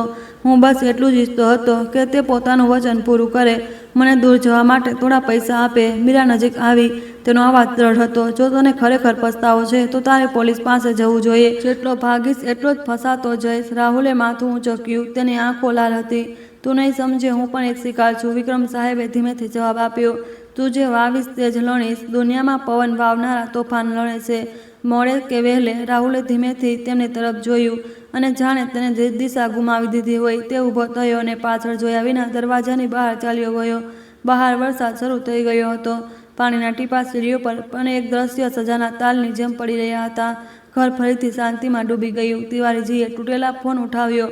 આશ્ચર્યચકિત થઈને તેમણે જોયું કે મેમરીમાં હજી એક વિડીયો હતો જે ખોલવામાં આવ્યો નહોતો. મીરાએ ઝડપથી તેને ચલાવ્યો. સ્ક્રીન થોડીવાર માટે કાળી રહી અને પછી પ્રિયાનો ચહેરો દેખાયો. તેના વાળ વિખરાયેલા, ચહેરો પીળો, અવાજ તૂટેલો હતો. જો કોઈ આને શોધી કાઢે તો મારી દીકરીને કહેજો કે માફ કરી દે. માં ખોટી હતી. ત્રણેય લોકો સ્તબ્ધ થઈ ગયા. વિક્રમ સાહેબ ખુરશી પર ઢળી પડ્યા. હાથ કપાળ પર રાખ્યા. અનન્યા, તેનો શું વાંક છે? માતાના પાપોનો બોજ દીકરીએ ન ઉઠાવવો જોઈએ. મીરાએ તેમની તરફ જોયું. તેની આંખોમાં આંસુ હતા. કદાચ છેલ્લી ક્ષણે તેને અહેસાસ થયો કે પૈસા અંતરાત્માને બચાવી શકતા નથી. તિવારીજીએ વિચારતા માથું હલાવ્યું. લોકો પાપ છુપાવી શકે છે પણ દિલમાં ડર છુપાવી શકતા નથી. સાંજ ઢળી રહી હતી. દિવસની છેલ્લી રોશની બારીમાંથી આવી રહી હતી અને ત્રણ વિચારશીલ ચહેરાઓ પર પડી રહી હતી. દૂર સમુદ્રના મોજાઓ અવાજ એક લાંબી આહ જેવા લાગતા હતા. મીરાએ ધીમેથી કહ્યું, તો શું તે ખરેખર જતી રહી? વિક્રમ સાહેબે જવાબ ન આપ્યો. બસ સમુદ્ર તરફ જોયું જ્યાં કાળા વાદળો જમા થઈ રહ્યા હતા. રાત્રે મીરા પોતાના રૂમમાં બેઠી હતી. બારી તરફ જોઈ રહી હતી. પવનનો અવાજ તેને ધ્રુજાવી રહ્યો હતો. અચાનક દરવાજા પર ત્રણ હળવા ટકોરા પડ્યા અને પછી શાંતિ. તે દરવાજો ખોલવા ગઈ. તેને ફક્ત દરવાજાની નીચે એક પત્ર મળ્યો. કાગળ વરસાદથી ભીંજાયેલો હતો. મીરાએ ઝૂકીને તેને ઉઠાવ્યો. તેના હૃદયના ધબકારા વધી ગયા જ્યારે તેણે કાચુકા અક્ષરોમાં વાંચ્યું, તે હજી જીવિત છે. તેણે બહાર જોયું. ઝાંખા પીળા પ્રકાશમાં એક માણસ પડછાયો ગેટની પાછળ ગાયબ થઈ ગયો. મીરાએ કાગળને સખત પકડી લીધો. તેનું આખું શરીર ધ્રુજી રહ્યું હતું. તેના દિલમાં ડર અને આશાની મિશ્રિત લાગણીઓ ઉઠી. જો પ્રિયા હજી જીવિત છે તો બધું સમાપ્ત થયું નથી અને તે અંધકારને કદાચ પાછો આવવાનો છે. લોનાવલામાં વરસાદ પડી રહ્યો હતો. વીજળી આકાશને ચીરી રહી હતી અને આખા બંગલાને હલાવી રહી હતી. મીરા થાકને કારણે હમણાં જ સૂઈ હતી કે ગેટની બહાર એક કારના જોરદાર બ્રેકનો અવાજ આવ્યો. તે ચોંકી ગઈ. પડદો હટાવીને બહાર જોયું. સફેદ વરસાદની વચ્ચે એક સ્ત્રી ચૂપચાપ ઊભી હતી. તેના કપડાં ભીંજાયેલા હતા. વાળ ચહેરા પર ચોંટી ગયા હતા. મીરાએ આંખો સંકોચી અને પછી ચોંકી ગઈ. પ્રિયા, તે ચહેરો, તે આંખો ક્યાંક છુપાવી શકતી નહોતી. તે ધ્રુજી રહી હતી.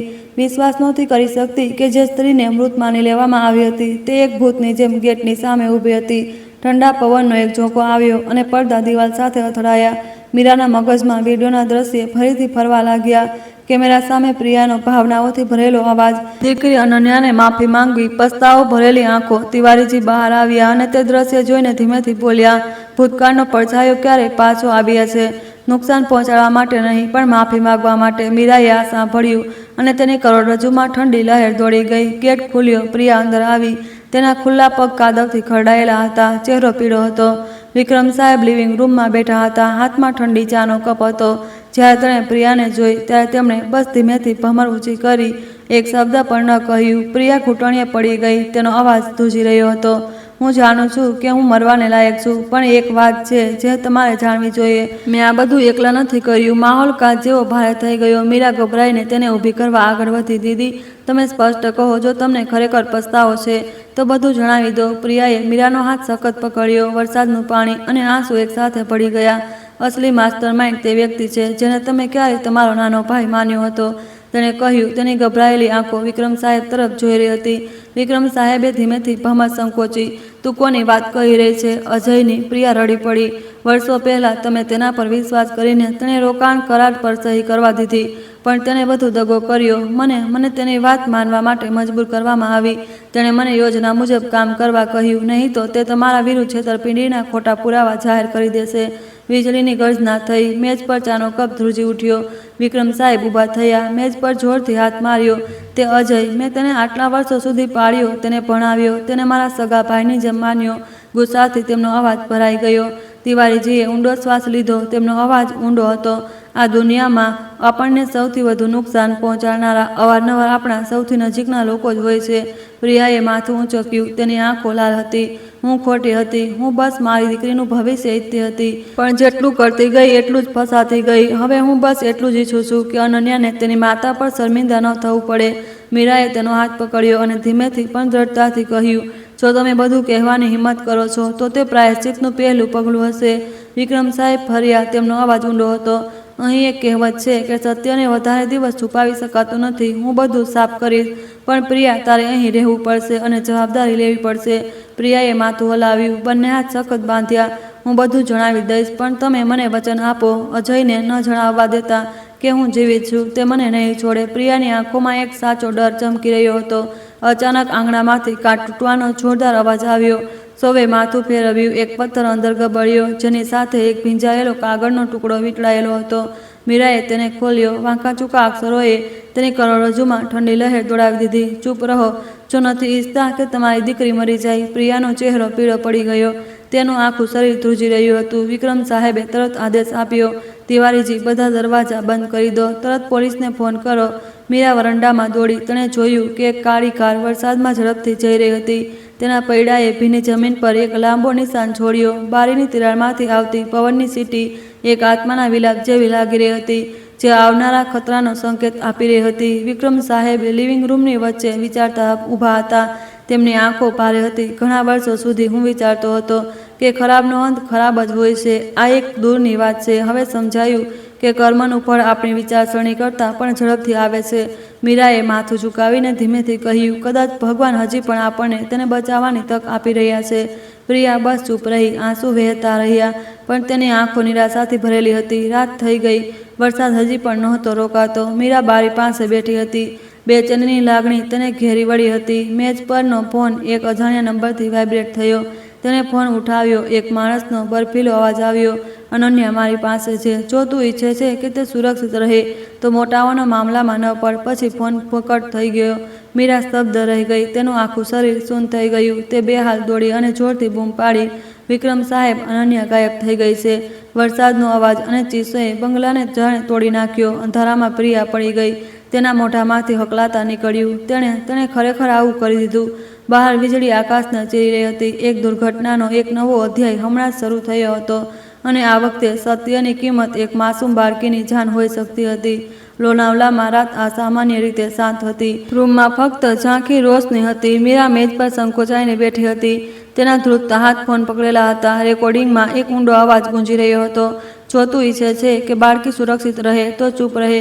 દરેક શબ્દ તેના દિલમાં છરીની જેમ ખૂંચી રહ્યો હતો. તેના કપાળ પર ઠંડો પરસેવો આવી રહ્યો હતો. તેનું દિલ ઝડપથી ધબકી રહ્યું હતું. બારીની બહાર વરસાદના ટીપાં ટપકી રહ્યા હતા. પવનના જોરદાર ઝોકા પડદાને ધીમે ધીમે હલાવી રહ્યા હતા. તેને સ્પષ્ટ મહેસૂસ થઈ રહ્યું હતું કે કોઈ તેમના પર નજર રાખી રહ્યું છે. દરેક શ્વાસ, દરેક નાની હરકત પર મીરાના મગજમાં પ્રિયાની પહેલાંની વાત ગુંજી રહી હતી. અજયને એ ન જણાવવા દેતા કે હું જીવિત છું. અને તિવારીજીની ચેતવણી, દુષ્ટને અંધારાથી ડર નથી લાગતો, માત્ર રોશનીથી ડર લાગે છે. તેણે તેને ઊંડો શ્વાસ લીધો, પોતાને શાંત રહેવા માટે મજબૂર કરી, કારણ કે તે ખતરામાં હતી. તે ડરને પોતાના વિવેક પર હાવી ન થવા દેતી હતી. પહેલીવાર મીરાને લાગ્યું કે તે હવે પહેલા જેવી ડરપોક નોકરાણી નથી રહી. હવે તે જીવન અને મૃત્યુની સીમા પર ઊભી હતી અને માત્ર હિંમત જ તે બાળકને બચાવી શકતી હતી. મેજ પર પ્રિયા દ્વારા છોડાયેલો જૂનો ફોન હજી પણ સ્ક્રીન પર ચમકી રહ્યો હતો. ડ્રાફ્ટ મેસેજમાં મીરાને એક અઘરું વાક્ય મળ્યું: જો હું ન બચી શકું તો તારે જે વ્યક્તિને શોધવાનો છે તે જૂના બંદરગાહ પાસે એક જૂના ગોદામમાં છે. તેણે તેને ઘણીવાર વાંચ્યું અને પછી તરત વિક્રમ સાહેબને બોલાવ્યા. વિક્રમ સાહેબ થોડી જ મિનિટો બાદ પ્રગટ થયા. તેમનો રેનકોટ હજી પણ ટપકી રહ્યો હતો. તેમનો ચહેરો સ્ટીલ જેવો ઠંડો હતો, પણ તેમની આંખોમાં ચિંતા હતી. તિવારીજી ટોર્ચ લઈને પાછળ પાછળ આવ્યા. મીરાએ મેસેજ તરફ ઇશારો કરતા ઝડપથી: મને લાગે છે કે તેમણે એક કડી છોડી છે. કદાચ અનન્યાને ત્યાં લઈ જવામાં આવી છે. વિક્રમ સાહેબે માથું હલાવ્યું. તેમનો અવાજ ઊંડો હતો: અમે હંમેશા પોલીસની રાહ જોઈ શકતા નથી. દરેક વીતતી મિનિટ વધુ ખતરનાક છે. પ્રિયા જે ખુરશી પર બેઠી હતી ધીમેથી ઊભી થઈ. તેનો અવાજ ઘોઘરો હતો: મને સાથે લઈ ચાલો, તે મારું લોહી છે. વિક્રમ સાહેબે તેને ઘણીવાર જોઈ અને પછી ધીમે ધીમે માથું હલાવી દીધું. કાર ભારે વરસાદની વચ્ચે બંગલામાંથી નીકળી. જૂના બંદરગાહના કિનારેનો રસ્તો અંધારો હતો. સ્ટ્રીટ લાઇટો ઓછી હતી. પવન એટલો તેજ ચાલી રહ્યો હતો કે કારની બારીઓ ધ્રુજી રહી હતી. કારમાં શાંતિ હતી. માત્ર વાઇપરનો નિયમિત અવાજ આવી રહ્યો હતો. મીરાએ બહાર જોયું. તેનો અવાજ ધીમો હતો: લોકો કહે છે કે સારાનું સારું થાય છે, તો સારા લોકોને હંમેશા આ રીતે કેમ ધકેલવામાં આવે છે, સાહેબ? વિક્રમ સાહેબે જવાબ આપ્યો. તેમની નજર સામેના રસ્તા પર હતી, કારણ કે જો ભલાઈ પોતાની રક્ષા નથી કરતી તો બુરાઈ તેને ગળી જાય છે. કોઈને બચાવવા માટે હિંમત જોઈએ. જૂના બંદરગાહ પર પહોંચીને તેઓ એક જૂના ગોદામની સામે ઊભા રહ્યા. કાટ લાગેલા ભારે લોખંડના દરવાજાને ધકેલવામાં આવતા તે ચરમરાટ્યો. અંદર માત્ર એક ઝાંખી ટોર્ચની રોશની હતી. તેલ અને દરિયાઈ પાણીની મિશ્રિત ગંધ. પ્રિયા એક ખૂણામાં એક નાનો ભીંજાયેલો ઊનનો સ્વેટર જોઈને પડી ગઈ. આ બાળકીનો છે, અનન્યાનો છે. તે રડવા લાગી. તેના ખભા ધ્રુજી રહ્યા હતા. મીરાએ ઝૂકીને સ્વેટર ઉઠાવ્યું. તેના હાથ પણ ધ્રુજી રહ્યા હતા. ભીના સિમેન્ટના ફ્લોર પર એક બાળકના બૂટના નિશાન સ્પષ્ટ દેખાતા હતા, જે ગોદામના અંત સુધી જઈ રહ્યા હતા. અચાનક ટોર્ચ બુઝાઈ ગઈ. પાછળથી ક્લિકનો અવાજ આવ્યો. વિક્રમ સાહેબે ઝડપથી મીરાને એક થાંભલાની પાછળ ધકેલી દીધી. ચૂપ રહેવાનો ઇશારો કર્યો. અંધારામાં ભારે પગલાંનો અવાજ આવ્યો. દરેક પળે નજીક આવતો રહેતો. પછી એક માણસનો ઠંડો અવાજ આવ્યો: મેં વિચાર્યું હતું કે તું આનાથી વધારે હોશિયાર હોઈશ. પ્રિયા પાછી આવવાની હિંમત કરી. મીરાએ શ્વાસ રોકી લીધી.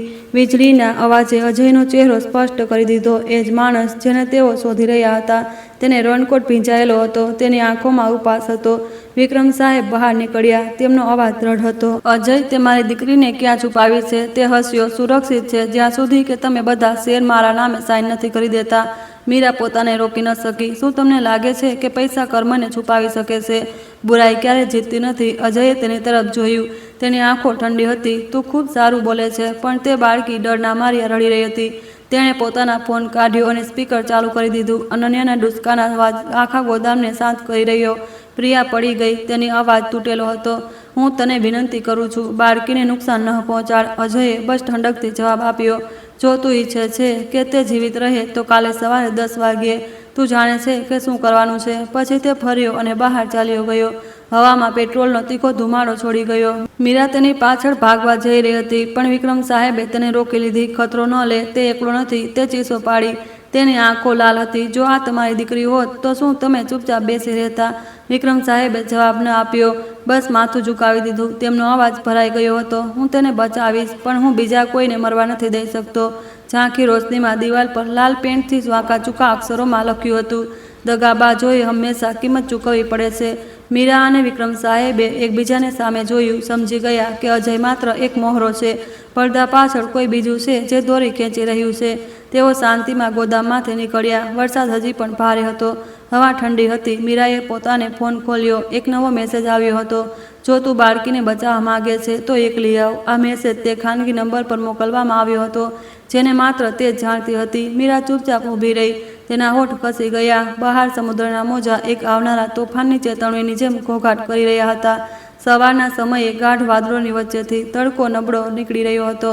મીરા વિક્રમ સાહેબ માટે ચા બનાવવા જઈ રહી હતી કે ફોન વાઇબ્રેટ થયો. એક અનામી મેસેજ, બાળકીને બચાવવાની છે. આજે રાત્રે 9 વાગ્યે સાગર કિનારે એક જૂના રિઝોર્ટમાં એકલી આવું. તેનું દિલ બેસી ગયું. વિચાર્યા વિના મીરાએ ફોન છુપાવી લીધો અને ચૂપચાપ એક નાનો બેગ તૈયાર કર્યો. તેણે કોઈને ન જણાવ્યું, ન વિક્રમ સાહેબને, ન પ્રિયાને. જ્યારે સાંજની છાયાએ સમુદ્ર પર ઝૂકી ત્યારે મીરાએ બંગલાનો ગેટ બંધ કરી દીધો અને એકલી તે લાંબા રસ્તા પર ચાલી નીકળી. દરિયાઈ પવન જોર જોરથી ચાલી રહ્યો હતો. પોતાની સાથે ડર અને તે નાની સ્ત્રીના દિલમાં દ્રઢ સંકલ્પ બંનેને લઈ જઈ રહ્યો હતો. તેના મગજમાં ગઈ રાતની વિક્રમ સાહેબની કહેલી વાત ગુંજી રહી હતી. કેટલીક લડાઈઓ એવી હોય છે જેમાં માત્ર વિશ્વાસ જ હથિયાર હોય છે. મીરાએ ફોનને સખત પકડી લીધો. પોતાની જાતને કહ્યું, હું હવે બીજા કોઈને પડવા નહીં દઉં. ડૂબતા સૂર્યની રોશની તેના ભીંજાયેલા વાળ પર પડી રહી હતી, જેનાથી તેનો પાતળો પડછાયો લાલ આકાશમાં વિલીન થઈ રહ્યો હતો. કોઈ નહોતું જાણતું તે પડે મીરાએ એક એવો રસ્તો પસંદ કર્યો હતો જેનો કોઈ ઉપર જ નહોતો. સાગર કિનારાનો જૂનો રિસોર્ટ ઝૂકેલા નાળિયેરના વૃક્ષોની વચ્ચે સફેદ રેતીના કિનારે સ્થિત હતો, જે ક્યારેક ધનવાનોનું ઠેકાણું હતું, હવે વિચિત્ર રીતે શાંત હતો. કાટ લાગેલ લોખંડનો ગેટ, વાંકા ચૂકા સાઇનબોર્ડ. એક કાળી કાર પહેલાંથી ઊભી હતી. તેની હેડલાઇટો ઝાંખી રોશની પાડી રહી હતી. એક કાળા સૂટમાં એક માણસ બહાર નીકળ્યો. એક શબ્દ પણ ન કહ્યું, બસ તેને પાછળ આવવાનો ઇશારો કર્યો. મીરાએ શાંત રહેવાની કોશિશ કરી, પણ તેણે પોતાનો બેગ સખત પકડી રાખ્યો હતો. એવું લાગી રહ્યું હતું કે કોઈ તેનું દિલ દબાવી રહ્યું હોય. લાકડાના ઘરોનો દરવાજો બંધ હતો. જ્યારે તે માણસે તેને ખોલ્યો ત્યારે ભેજ અને સિગારેટના ધુમાડાની મિશ્રિત ગંધ આવી. ઝાંખી રોશનીમાં અજય ત્યાં બેઠો હતો, ખુરશી પર ઝૂકેલો. તેની આંખો બરફીલી હતી. હું કોઈને નુકસાન પહોંચાડવા નથી માગતો, તેણે સપાટ અવાજમાં કહ્યું. મને બસ વિક્રમ સાહેબ પાસે શેરો પર સહી કરાવવાની છે. મીરાએ સીધું જોયું. તમે એક બાળકનું અપહરણ કરો છો અને કહો છો કે તમે કોઈને નુકસાન પહોંચાડવા નથી માગતા. તે ફીકું હાસ્ય હસ્યો, સિગારેટનો ધુમાડો છોડતા. બિઝનેસમાં જે નબળો હોય છે તે મરી જાય છે. હું બસ મારી રક્ષા કરી રહ્યો છું. મેચ પર અજયે ફોનની સ્ક્રીન ખોલી, જેમાં અનન્યાને એક કાચના રૂમમાં બંધ કરવામાં બતાવવામાં આવી હતી. મીરાએ પોતાની ચીસ રોકી, શાંત અવાજમાં કહેવાની કોશિશ કરી, હું તમને તે વસ્તુ આપવામાં મદદ કરીશ જે તમે ઈચ્છો છો, પણ તમારે એ સુનિશ્ચિત કરવું પડશે કે બાળકી સુરક્ષિત રહે. તને લાગે છે કે હું તારા પર વિશ્વાસ કરીશ? તેણે આંખો સંકોચી. તેના અવાજમાં તિરસ્કાર હતો. વિશ્વાસ કરવાની જરૂર નથી, પણ જો તમે કંઈક હાંસલ કરવા માંગો છો તો તમારી છેલ્લી બચેલી માનવતાને જાળવી રાખો. તે ચૂપચાપ તેને જોતો રહ્યો, જાણે એ જાણવાની કોશિશ કરી રહ્યો હોય કે શું સાચું છે, શું ખોટું. મીરાએ ચતુરાઈથી પોતાના બેગમાં ફોનને રેકોર્ડિંગ મોડ પર સ્વિચ કર્યો અને GPS દ્વારા ગુપ્ત રીતે પોતાની લોકેશન મોકલી દીધી. તેણે રૂમમાં ચારે બાજુ જોયું. તેને દિવાલના ખૂણામાં એક છુપાયેલો કેમેરો અને સમુદ્ર તરફ જતી એક નાની બારી દેખાઈ. તેના દિલમાં આશાની એક કિરણ જાગી. તમે આ બધું કરીને શું મેળવશો? મીરાએ પૂછ્યું. તેનો અવાજ ધીમો પણ દ્રઢ હતો. અજયે ઝૂકીને હોઠ પર સ્મિત લાવ્યો.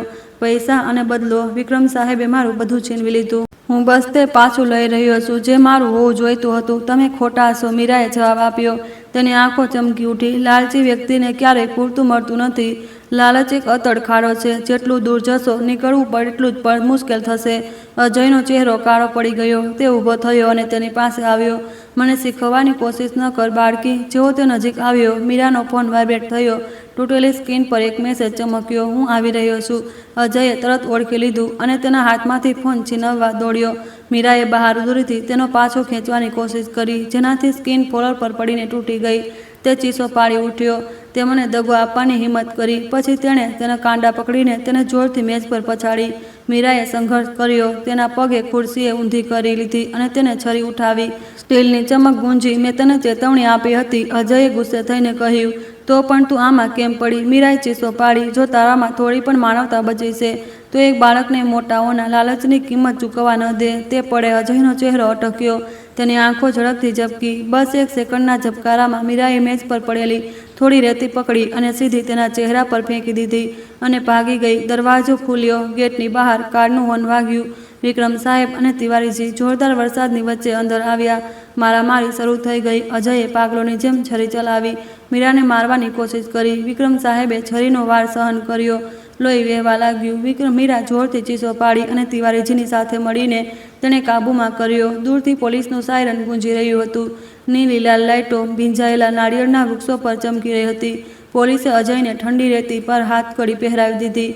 પણ જ્યારે તેમણે કાચનો રૂમનો દરવાજો ખોલ્યો જ્યાં અજયે કહ્યું હતું કે અનન્યાને રાખી છે, તો ત્યાં માત્ર ખાલી જગ્યા હતી, ન કોઈ રડવું, ન કોઈ પડછાયો.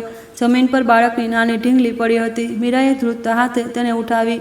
ઢીંગલીની નીચે એક કાગળનો ટુકડો હતો, જેના પર ધ્રુજતા અક્ષરોમાં લખ્યું હતું, કોઈના પર વિશ્વાસ ન કરો, તેની માતા પર પણ નહીં. દરિયાઈ પવન બારીની તિરાડમાંથી આવ્યો. જોરદાર ઝોકાએ કાગળને ઉડાડીને સૌના પગ પર પાડી દીધો. વિક્રમ સાહેબે તે શબ્દો જોયા. તેમની આંખો ધીમે ધીમે ઊંડી થઈ ગઈ. સમુદ્રમાં ગર્જના એક ભીની આવનારી લહેરની ચેતવણીની જેમ ગુંજી રહી હતી. પોલીસના ગયા પછી બંગલામાં શાંતિ છવાઈ ગઈ. વિક્રમ, મીરા અને તિવારીજી ખાલી રૂમની સામે ચૂપચાપ બેઠા હતા, જ્યાં નાની ઢીંગલી હજી પણ ટાઇલ્સ પર પડી હતી. તેની નિર્જીવ આંખો જાણે બધું જોઈ રહી હતી. મીરાએ ધીમેથી ઢીંગલી ઉઠાવી. નીચેનું કપડું થોડું ફૂલેલું હતું. તેણે સાવધાનીથી તેને ખોલ્યું. એક નાની ચાવી એક વળેલા કાગળના ટુકડામાં મૂકેલી હતી. ધ્રુજતા અક્ષરોમાં લખ્યું હતું, જૂનું ભોયરું જ્યાંથી બધું શરૂ થયું. ત્રણેય એકબીજા સામે જોયું. કોઈએ કંઈ ન કહ્યું, પણ તેમની આંખોમાં એક અશુભ પૂર્વાભાસ હતો. મીરાના મગજમાં પ્રિયાની કહેલી વાત ગુંજી, હું ક્યારેય કોઈને નુકસાન પહોંચાડવા નહોતી માગતી. બસ હું એકલી મજબૂર નહોતી કે તેનો વિરોધ કરી શકું. કદાચ પ્રિયા આ બધા પાછળ કંઈક બીજું છુપાવી રહી હતી. તિવારીજીએ છત તરફ જોયું અને ઊંડો શ્વાસ લીધો. બુરાઈ અવારનવાર એકલી નથી આવતી, તે ડરથી પેદા થાય છે. મીરાએ પોતાની મુઠ્ઠી ભીંસી. જો આવું છે તો હવે અમારે તેનો સામનો કરવો પડશે. ભોયરું રસોડામાં જૂની ઈંટની દિવાલની પાછળ હતું, જ્યાં ઘણા સમયથી કોઈ ગયું નહોતું. વિક્રમ સાહેબે ટોર્ચથી રોશની કરી. પ્લાસ્ટરના પર ઉખડી રહ્યા હતા, જેનાથી એક કાંટ લાગેલું લોખંડનું તાળું દેખાઈ રહ્યું હતું. મીરાએ ચાવી લગાવી. એક ક્લિક સાથે તાળું ખુલી ગયું. દરવાજો ખુલ્યો અને ભેજ અને ઠંડકની ગંધ બહાર આવી. તેઓ લાકડાની સીડીઓથી નીચે ઉતર્યા. દરેક પગલું ભારે હતું. ઝાંખી રોશની ધૂળવાળી દિવાલો પર પડી રહી હતી, જેમાં કાળા ધબ્બા અને કરોડિયાના ઝાડા દેખાઈ રહ્યા હતા. સિમેન્ટના ફ્લોર પર કેટલાક જૂના લાકડાના બોક્સ, ફાટેલા કાગળો અને એક બંધ લાકડાનું બોક્સ હતું. વિક્રમ સાહેબે ઝૂકીને ધૂળના રસ્તરને ધીમેથી સાફ કર્યું. ટોર્ચની રોશનીમાં એક જૂની તસવીર સામે આવી. પ્રિયા અજય સાથે ઊભી હતી. બાજુમાં એક બીજો માણસ હતો, જૂની શાખાનો મેનેજર, જે કોઈ કારણ વિના ગાયબ થઈ ગયો હતો. મીરાએ પાસે પડેલા કાગળના ટુકડાને ઉઠાવ્યો. પરબીડિયાના ખૂણા પર એક લાલ મોહર હતી. તેણે તેને ખોલ્યું. અંદર વિક્રમ સાહેબની નકલી સહીવાળો શેર ટ્રાન્સફર કરાર હતો. એ ભગવાન, મીરાએ કહ્યું. વિક્રમ સાહેબે કાગળને સખત પકડી લીધો. તેમનો અવાજ ભરાઈ ગયો હતો. તો આ બધું અહીંથી શરૂ થયું. સીડીઓ પર જોરદાર પગલાંનો અવાજ આવ્યો. પ્રિયા નીચે દોડી. તેના વાળ વિખરાયેલા હતા, ચહેરો પીળો હતો. આને ન ખોલો, આ મારી ભૂલ છે. મને નહોતી ખબર કે વાત આટલે આગળ વધી જશે. વિક્રમ સાહેબ ફર્યા. તેમની આંખો ગુસ્સાથી ભરેલી હતી. તે મારા નામે સહી કરી. તે તેની સાથે મિલીભગત કરી. પ્રિયા રડી પડી. મને ધમકાવવામાં આવી હતી. જો હું આવું ન કરત તો તે બાળકીને નુકસાન પહોંચાડત. મારી પાસે કોઈ બીજો રસ્તો નહોતો. મીરાએ આગળ વધીને સંયમિત અવાજમાં કહ્યું, જો તમને ખરેખર પસ્તાવો છે તો અમને અનન્યાને બચાવવામાં મદદ કરો. કોઈને પણ એક બાળકને ઓજાર તરીકે ઉપયોગ કરવાનો અધિકાર નથી. પ્રિયાએ ધ્રુજતા માથું હલાવ્યું. આંસુ વહી રહ્યા હતા. મીરાએ ઝૂકીને લાકડાનો બોક્સ ખોલ્યો. ઢાંકણ ખોલ્યું. અંદર એક ઓડિયો રેકોર્ડર હતું. નાના સ્પીકરમાં પ્રિયાનો અવાજ ગુંજ્યો, અજય, શું તું નિશ્ચિત છે કે આ વિશે કોઈને ખબર નહીં પડે? અજયના ઘોઘરા અવાજે જવાબ આપ્યો, ચિંતા ન કર. બસ એકવાર અકસ્માત થઈ જાય તો સંપત્તિ આપણી હશે. માલ ગુગણામણ ભર્યો થઈ ગયો. તિવારીજીએ માથું હલાવ્યું.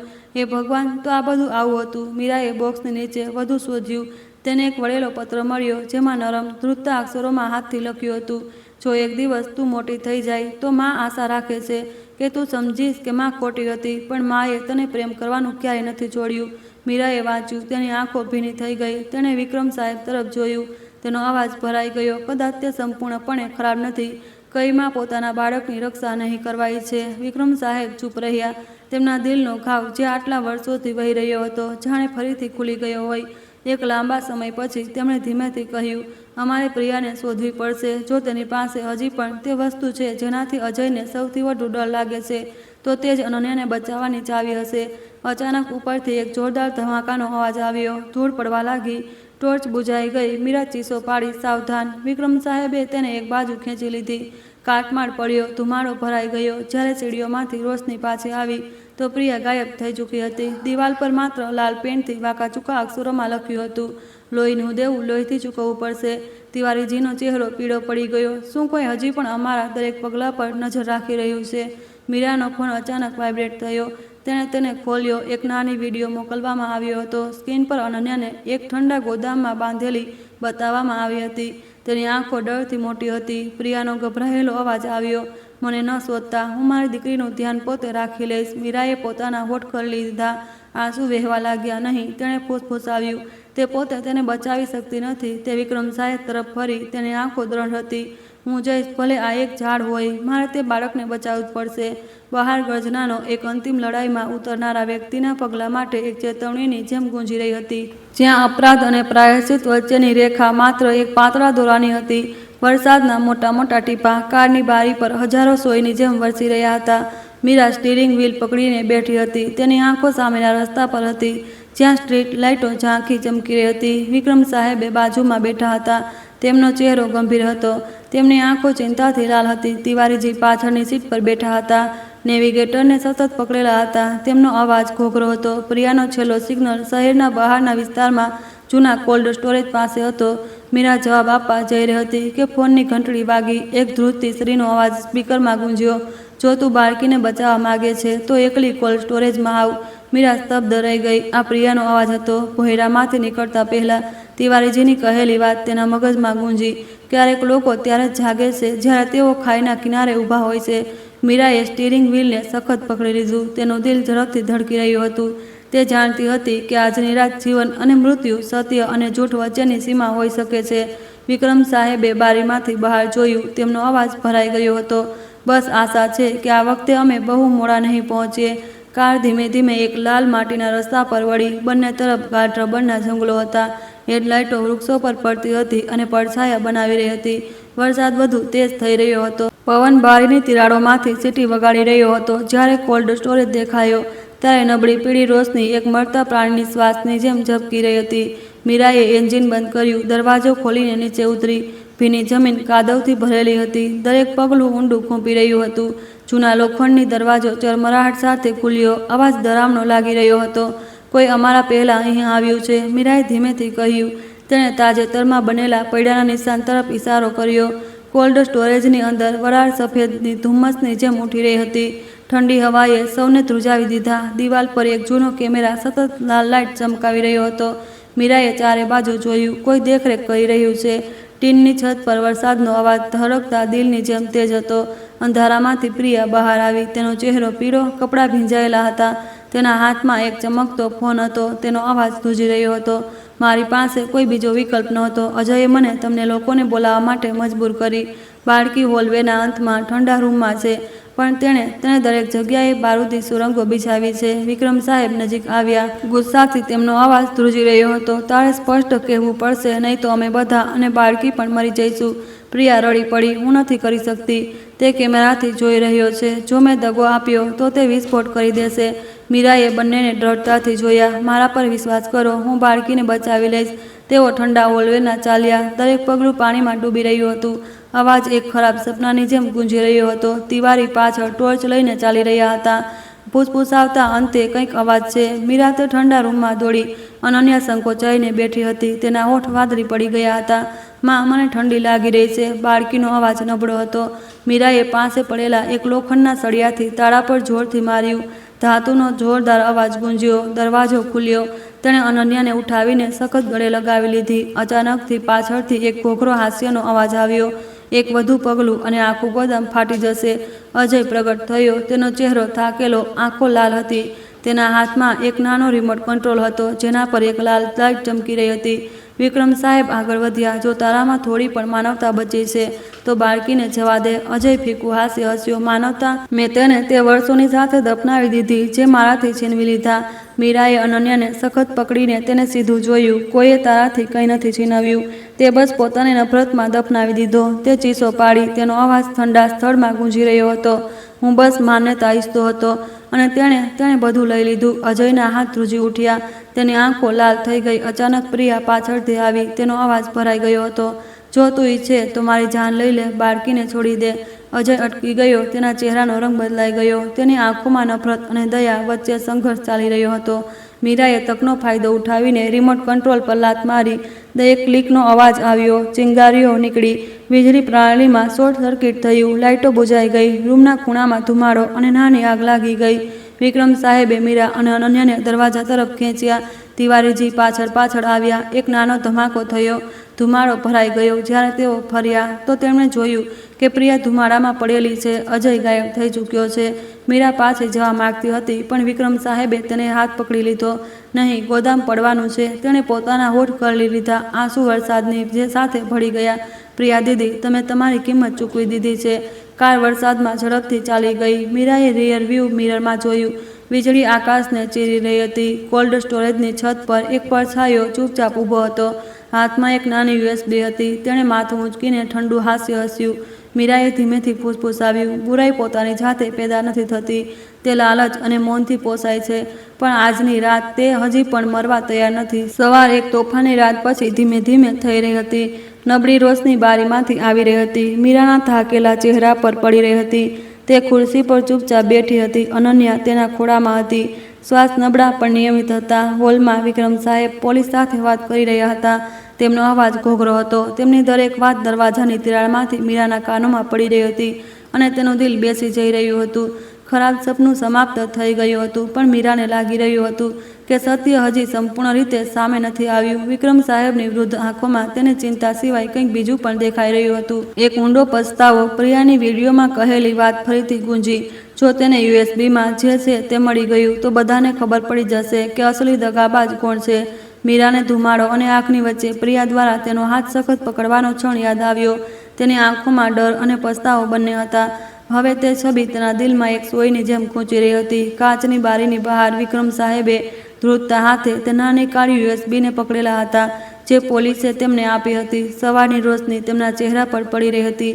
હવે તે એક શક્તિશાળી વ્યવસાયી નહીં પણ એક એવા વ્યક્તિ લાગી રહ્યા હતા જેણે બધું ગુમાવી દીધું હોય. તિવારીજી અંદર આવ્યા. તેમનો અવાજ ધીમો હતો. મને આ અજયના જેકેટમાં મળ્યું.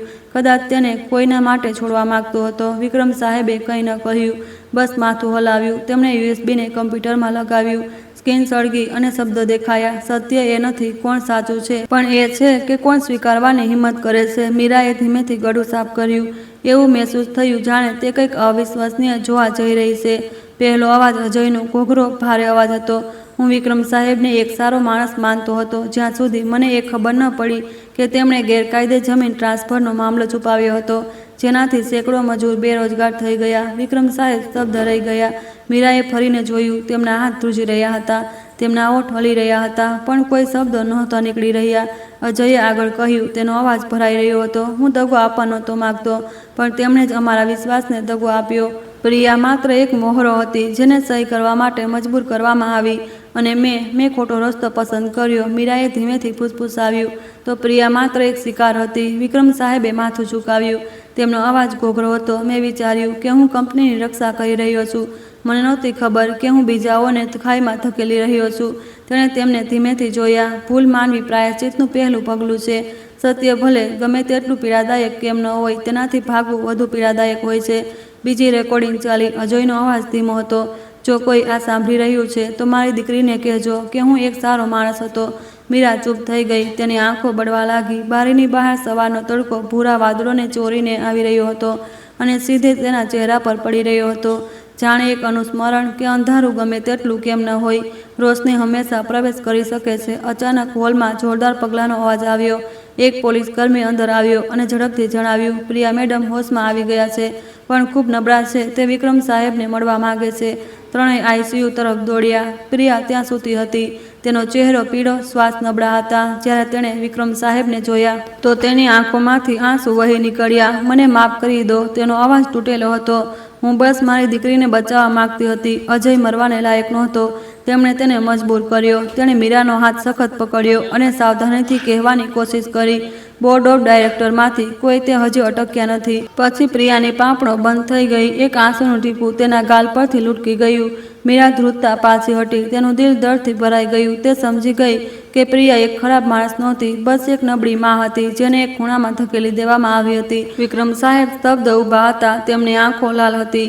તેમનો અવાજ ભરાઈ ગયો હતો. હું જ બધા માટે દોષી છું. મીરાએ ફરીને ધીમેથી કહ્યું, જૂઠનો દોરો જેટલો ખેંચો એટલો જ કસાય છે પણ જો તેને કાપવાની હિંમત હોય તો ઓછામાં ઓછું શ્વાસ તો લઈ શકાય છે. પોલીસે ફાઇલો પાછી આપી.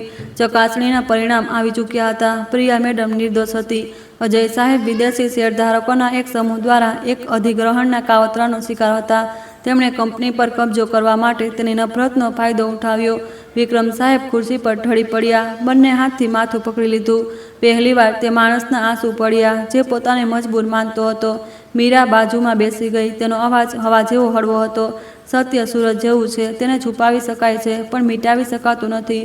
મહત્વપૂર્ણ એ છે કે આપણે તેને જોવાની હિંમત કરીએ. વિક્રમ સાહેબે ઉપર જોયું. તેમની આંખોમાં હવે એક શક્તિશાળી સિંહોની નહીં પણ એક એવા વ્યક્તિની હતી જે ફરીથી માણસ બનવાનું શીખી રહ્યો હતો. જ્યારે મીરા અનન્યાને રૂમમાંથી બહાર લઈ જઈ રહી હતી તો તેનો ફોન વાઇબ્રેટ થયો. સ્ક્રીન પર એક નવો મેસેજ આવ્યો. એવું ન વિચારતા કે બધું સમાપ્ત થઈ ગયું છે, અજય હજી જીવિત છે. મીરા સ્તબ્ધ રહી ગઈ. તેનું દિલ ઝડપથી ધડકવા લાગ્યું. તે બારીમાંથી બહાર જોવા લાગી. સવારની રોશનીમાં એક કાળી ટોપી પહેરેલો એક પડછાયો એક કાર પાસે ઊભો હતો. તેની આંખો ત્રીજા માળ તરફ હતી જ્યાં પ્રિયા સૂતી હતી. સવારના પવને પડદાને ધીમે ધીમે હલાવી દીધો. મીરાએ એક ઊંડો શ્વાસ લીધો અને ફૂસફૂસાવ્યું, જો તું જીવિત છે તો આ વખતે રોશનીના સત્ય પર ચમકવા દે. શહેરના બહારના વિસ્તારમાં રાત્રે જોરદાર વરસાદ પડી રહ્યો હતો. વૃક્ષોમાંથી પસાર થતા પવનનો અવાજ જમીન પર આકાશની આહ જેવો લાગી રહ્યો હતો. મીરા બંગલાની બારી પાસે બેઠી હતી. તેની આંખો કાચ પર લૂંટકતા પાણીના ટીપાને જોઈ રહી હતી. છેલ્લા દિવસને વિચિત્ર મેસેજ હજી પણ તેને પરેશાન કરી રહ્યો હતો. અજય હજી જીવિત છે. તે વિશ્વાસ કરવા નહોતી માંગતી પણ તેના દિલમાં એક વિચિત્ર અહેસાસ થઈ રહ્યો હતો. જ્યારે ઘડિયાળમાં 11 વાગ્યા, લોખંડના ગેટના ચરમરાટનો અવાજ આવ્યો જે શાંત વરસાદની રાતમાં ગુંજી રહ્યો હતો. મીરા ચોંકીને ઊભી થઈ. આંગણામાં ઝાંખો વરસાદની વચ્ચે એક પડછાયો ધીમે ધીમે આગળ વધી રહ્યો હતો. વીજળીના ચમકારે તે ચહેરાને રોશન કરી દીધો જે એટલો જાણીતો હતો કે તે ધ્રુજી ઉઠી. અજયભાઈ, મીરાએ ધ્રુજતા અવાજમાં વરંડામાંથી બહાર નીકળીને કહ્યું. સામેનો માણસ દુબળો પાતળો, કપડાં ફાટેલા હતા, હાથ પર સૂકું લોહી, શ્વાસ ભારે હતા. તેનો અવાજ ઘોઘરો હતો. મારી પાસે વધારે સમય નથી, તેઓ મને શોધી રહ્યા છે. વિક્રમ સાહેબ મીરાની પાછળથી બહાર આવ્યા. તેમની આંખો ચોંકી ગઈ.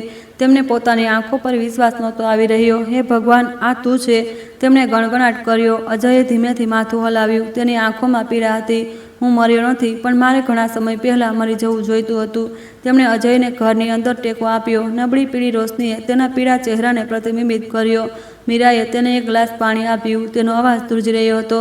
તે રાત્રે તું ગાયબ થઈ ગયો, તને કોણે બચાવ્યો? અજય નીચે જોઈને ધીમેથી જવાબ આપ્યો. અંધારામાં એક વ્યક્તિ. તેણે મને બચાવ્યો પણ મને છુપાવવા અને યોગ્ય સમયની રાહ જોવા માટે મજબૂર કર્યો. મારી પાસે તે વસ્તુ છે જેનાથી તમને સૌથી વધુ ડર લાગે છે. કંપનીમાં હેરાફેરી કરનારા આખા ગેંગનો ડેટા. વિક્રમ સાહેબે પોતાની મુઠ્ઠી વાળી. તેમની નસો સ્પષ્ટ દેખાઈ રહી હતી. આની પાછળ કોણ છે? તેમણે પૂછ્યું. અજયે જવાબ આપ્યો. તેનો અવાજ ભરાઈ ગયો. વિદેશી શેરધારકોનો સમૂહ. એ જ લોકો જેમણે ક્યારેય તમારો વિશ્વાસ ખરીદ્યો હતો. માહોલ ગુગડામણ ભર્યો થઈ ગયો. બહાર વરસાદ હજી પણ પડી રહ્યો હતો, દરેક ભૂલની યાદ અપાવતો. વિક્રમ સાહેબે માથું ઝુકાવ્યું. તેમનો અવાજ ઊંડો અને ઘોઘરો હતો. તું સાચું કહી રહ્યો છે.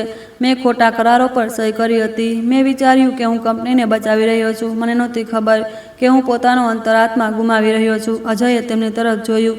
તેની આંખોમાં આંસુ હતા. લોકો ભૂલ કરી શકે છે પણ ભૂલ કરીને તેને ન સુધારવી એ પાપ છે.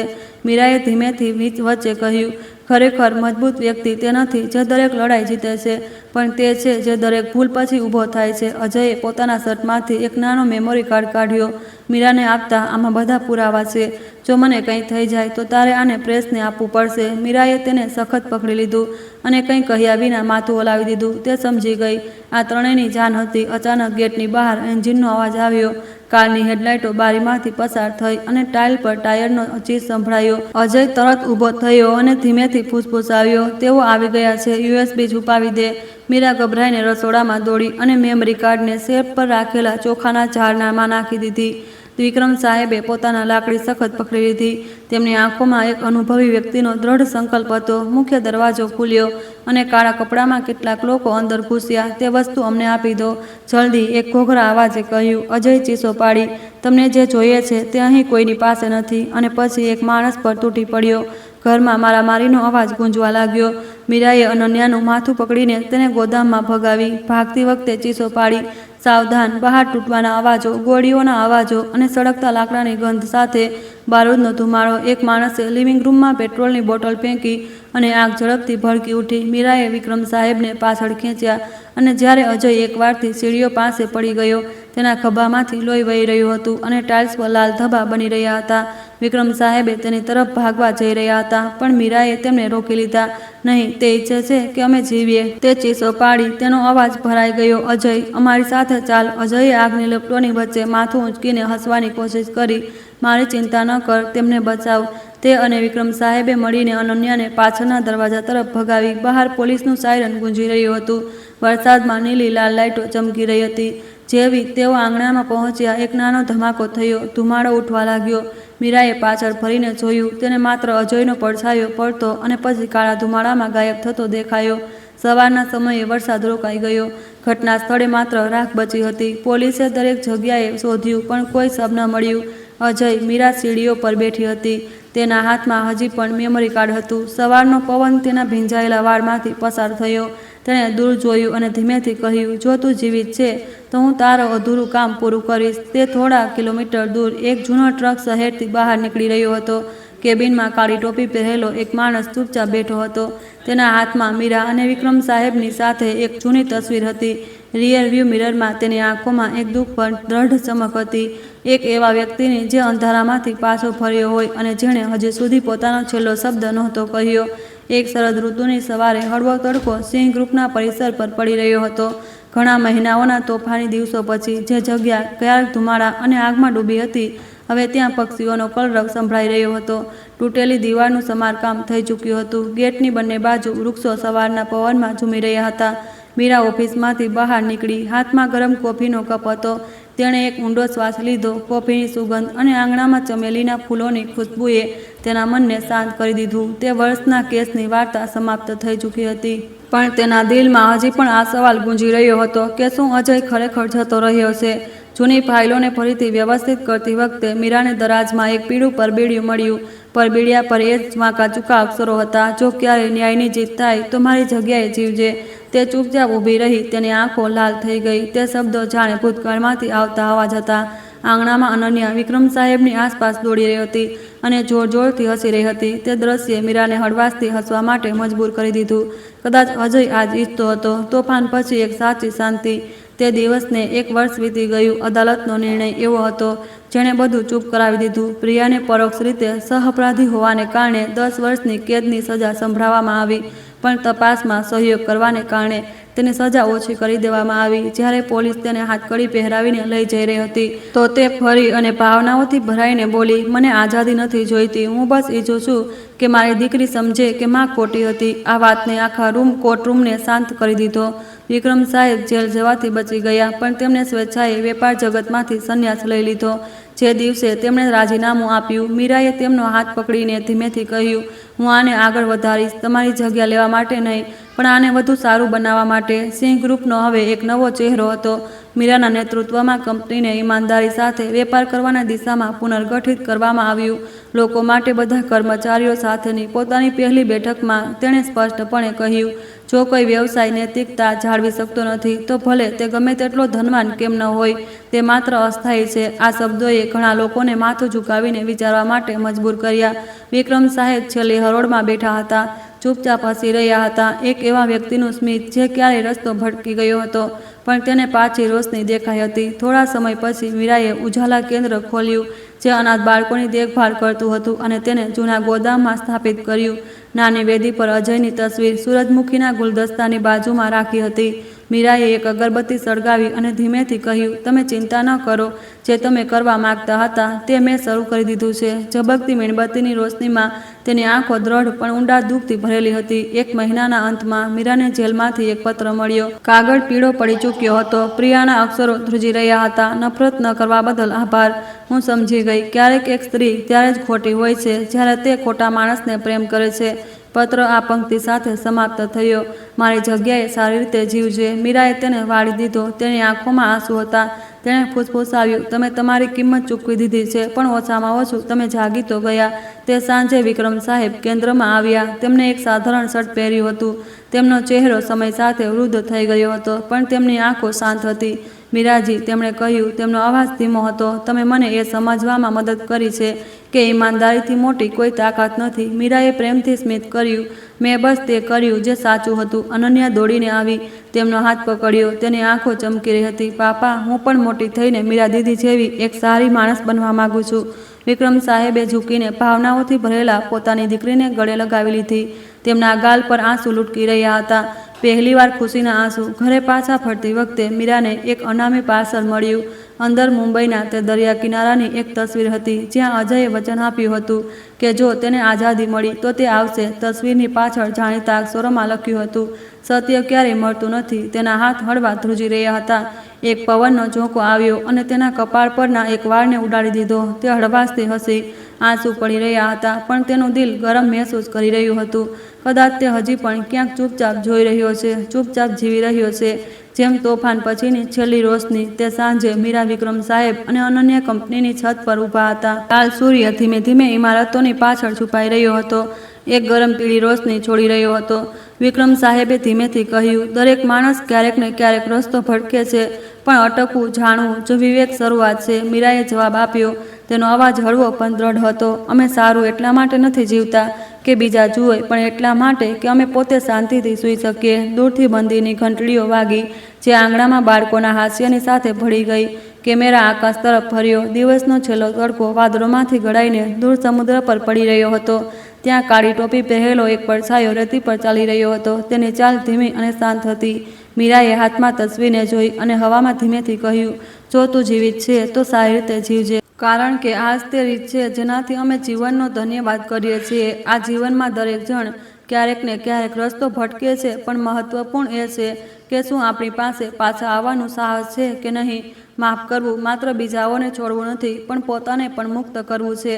મારો વિશ્વાસ છે કે જ્યારે માણસ સારું જીવવાનું શીખે અને પોતાની ભૂલોનો સામનો કરવાની હિંમત કરે તો રોશની હંમેશા દેખાશે, ભલે તે મોટા તોફાન પછી એક નાની કિરણ જ કેમ ન હોય. કારણ કે સારાનું સારું થાય છે. જે જેવું વાવે છે તેવું જ લણે છે. જીવનનો નિયમ ધીમો હોઈ શકે છે, પણ ક્યારેય ખોટો નથી હોતો. દોસ્તો, કમેન્ટમાં જરૂર જણાવજો કે તમે બધા આ વિડીયો ક્યાંથી જોઈ રહ્યા છો અને તમને આ વાર્તા કેવી લાગી. ધન્યવાદ.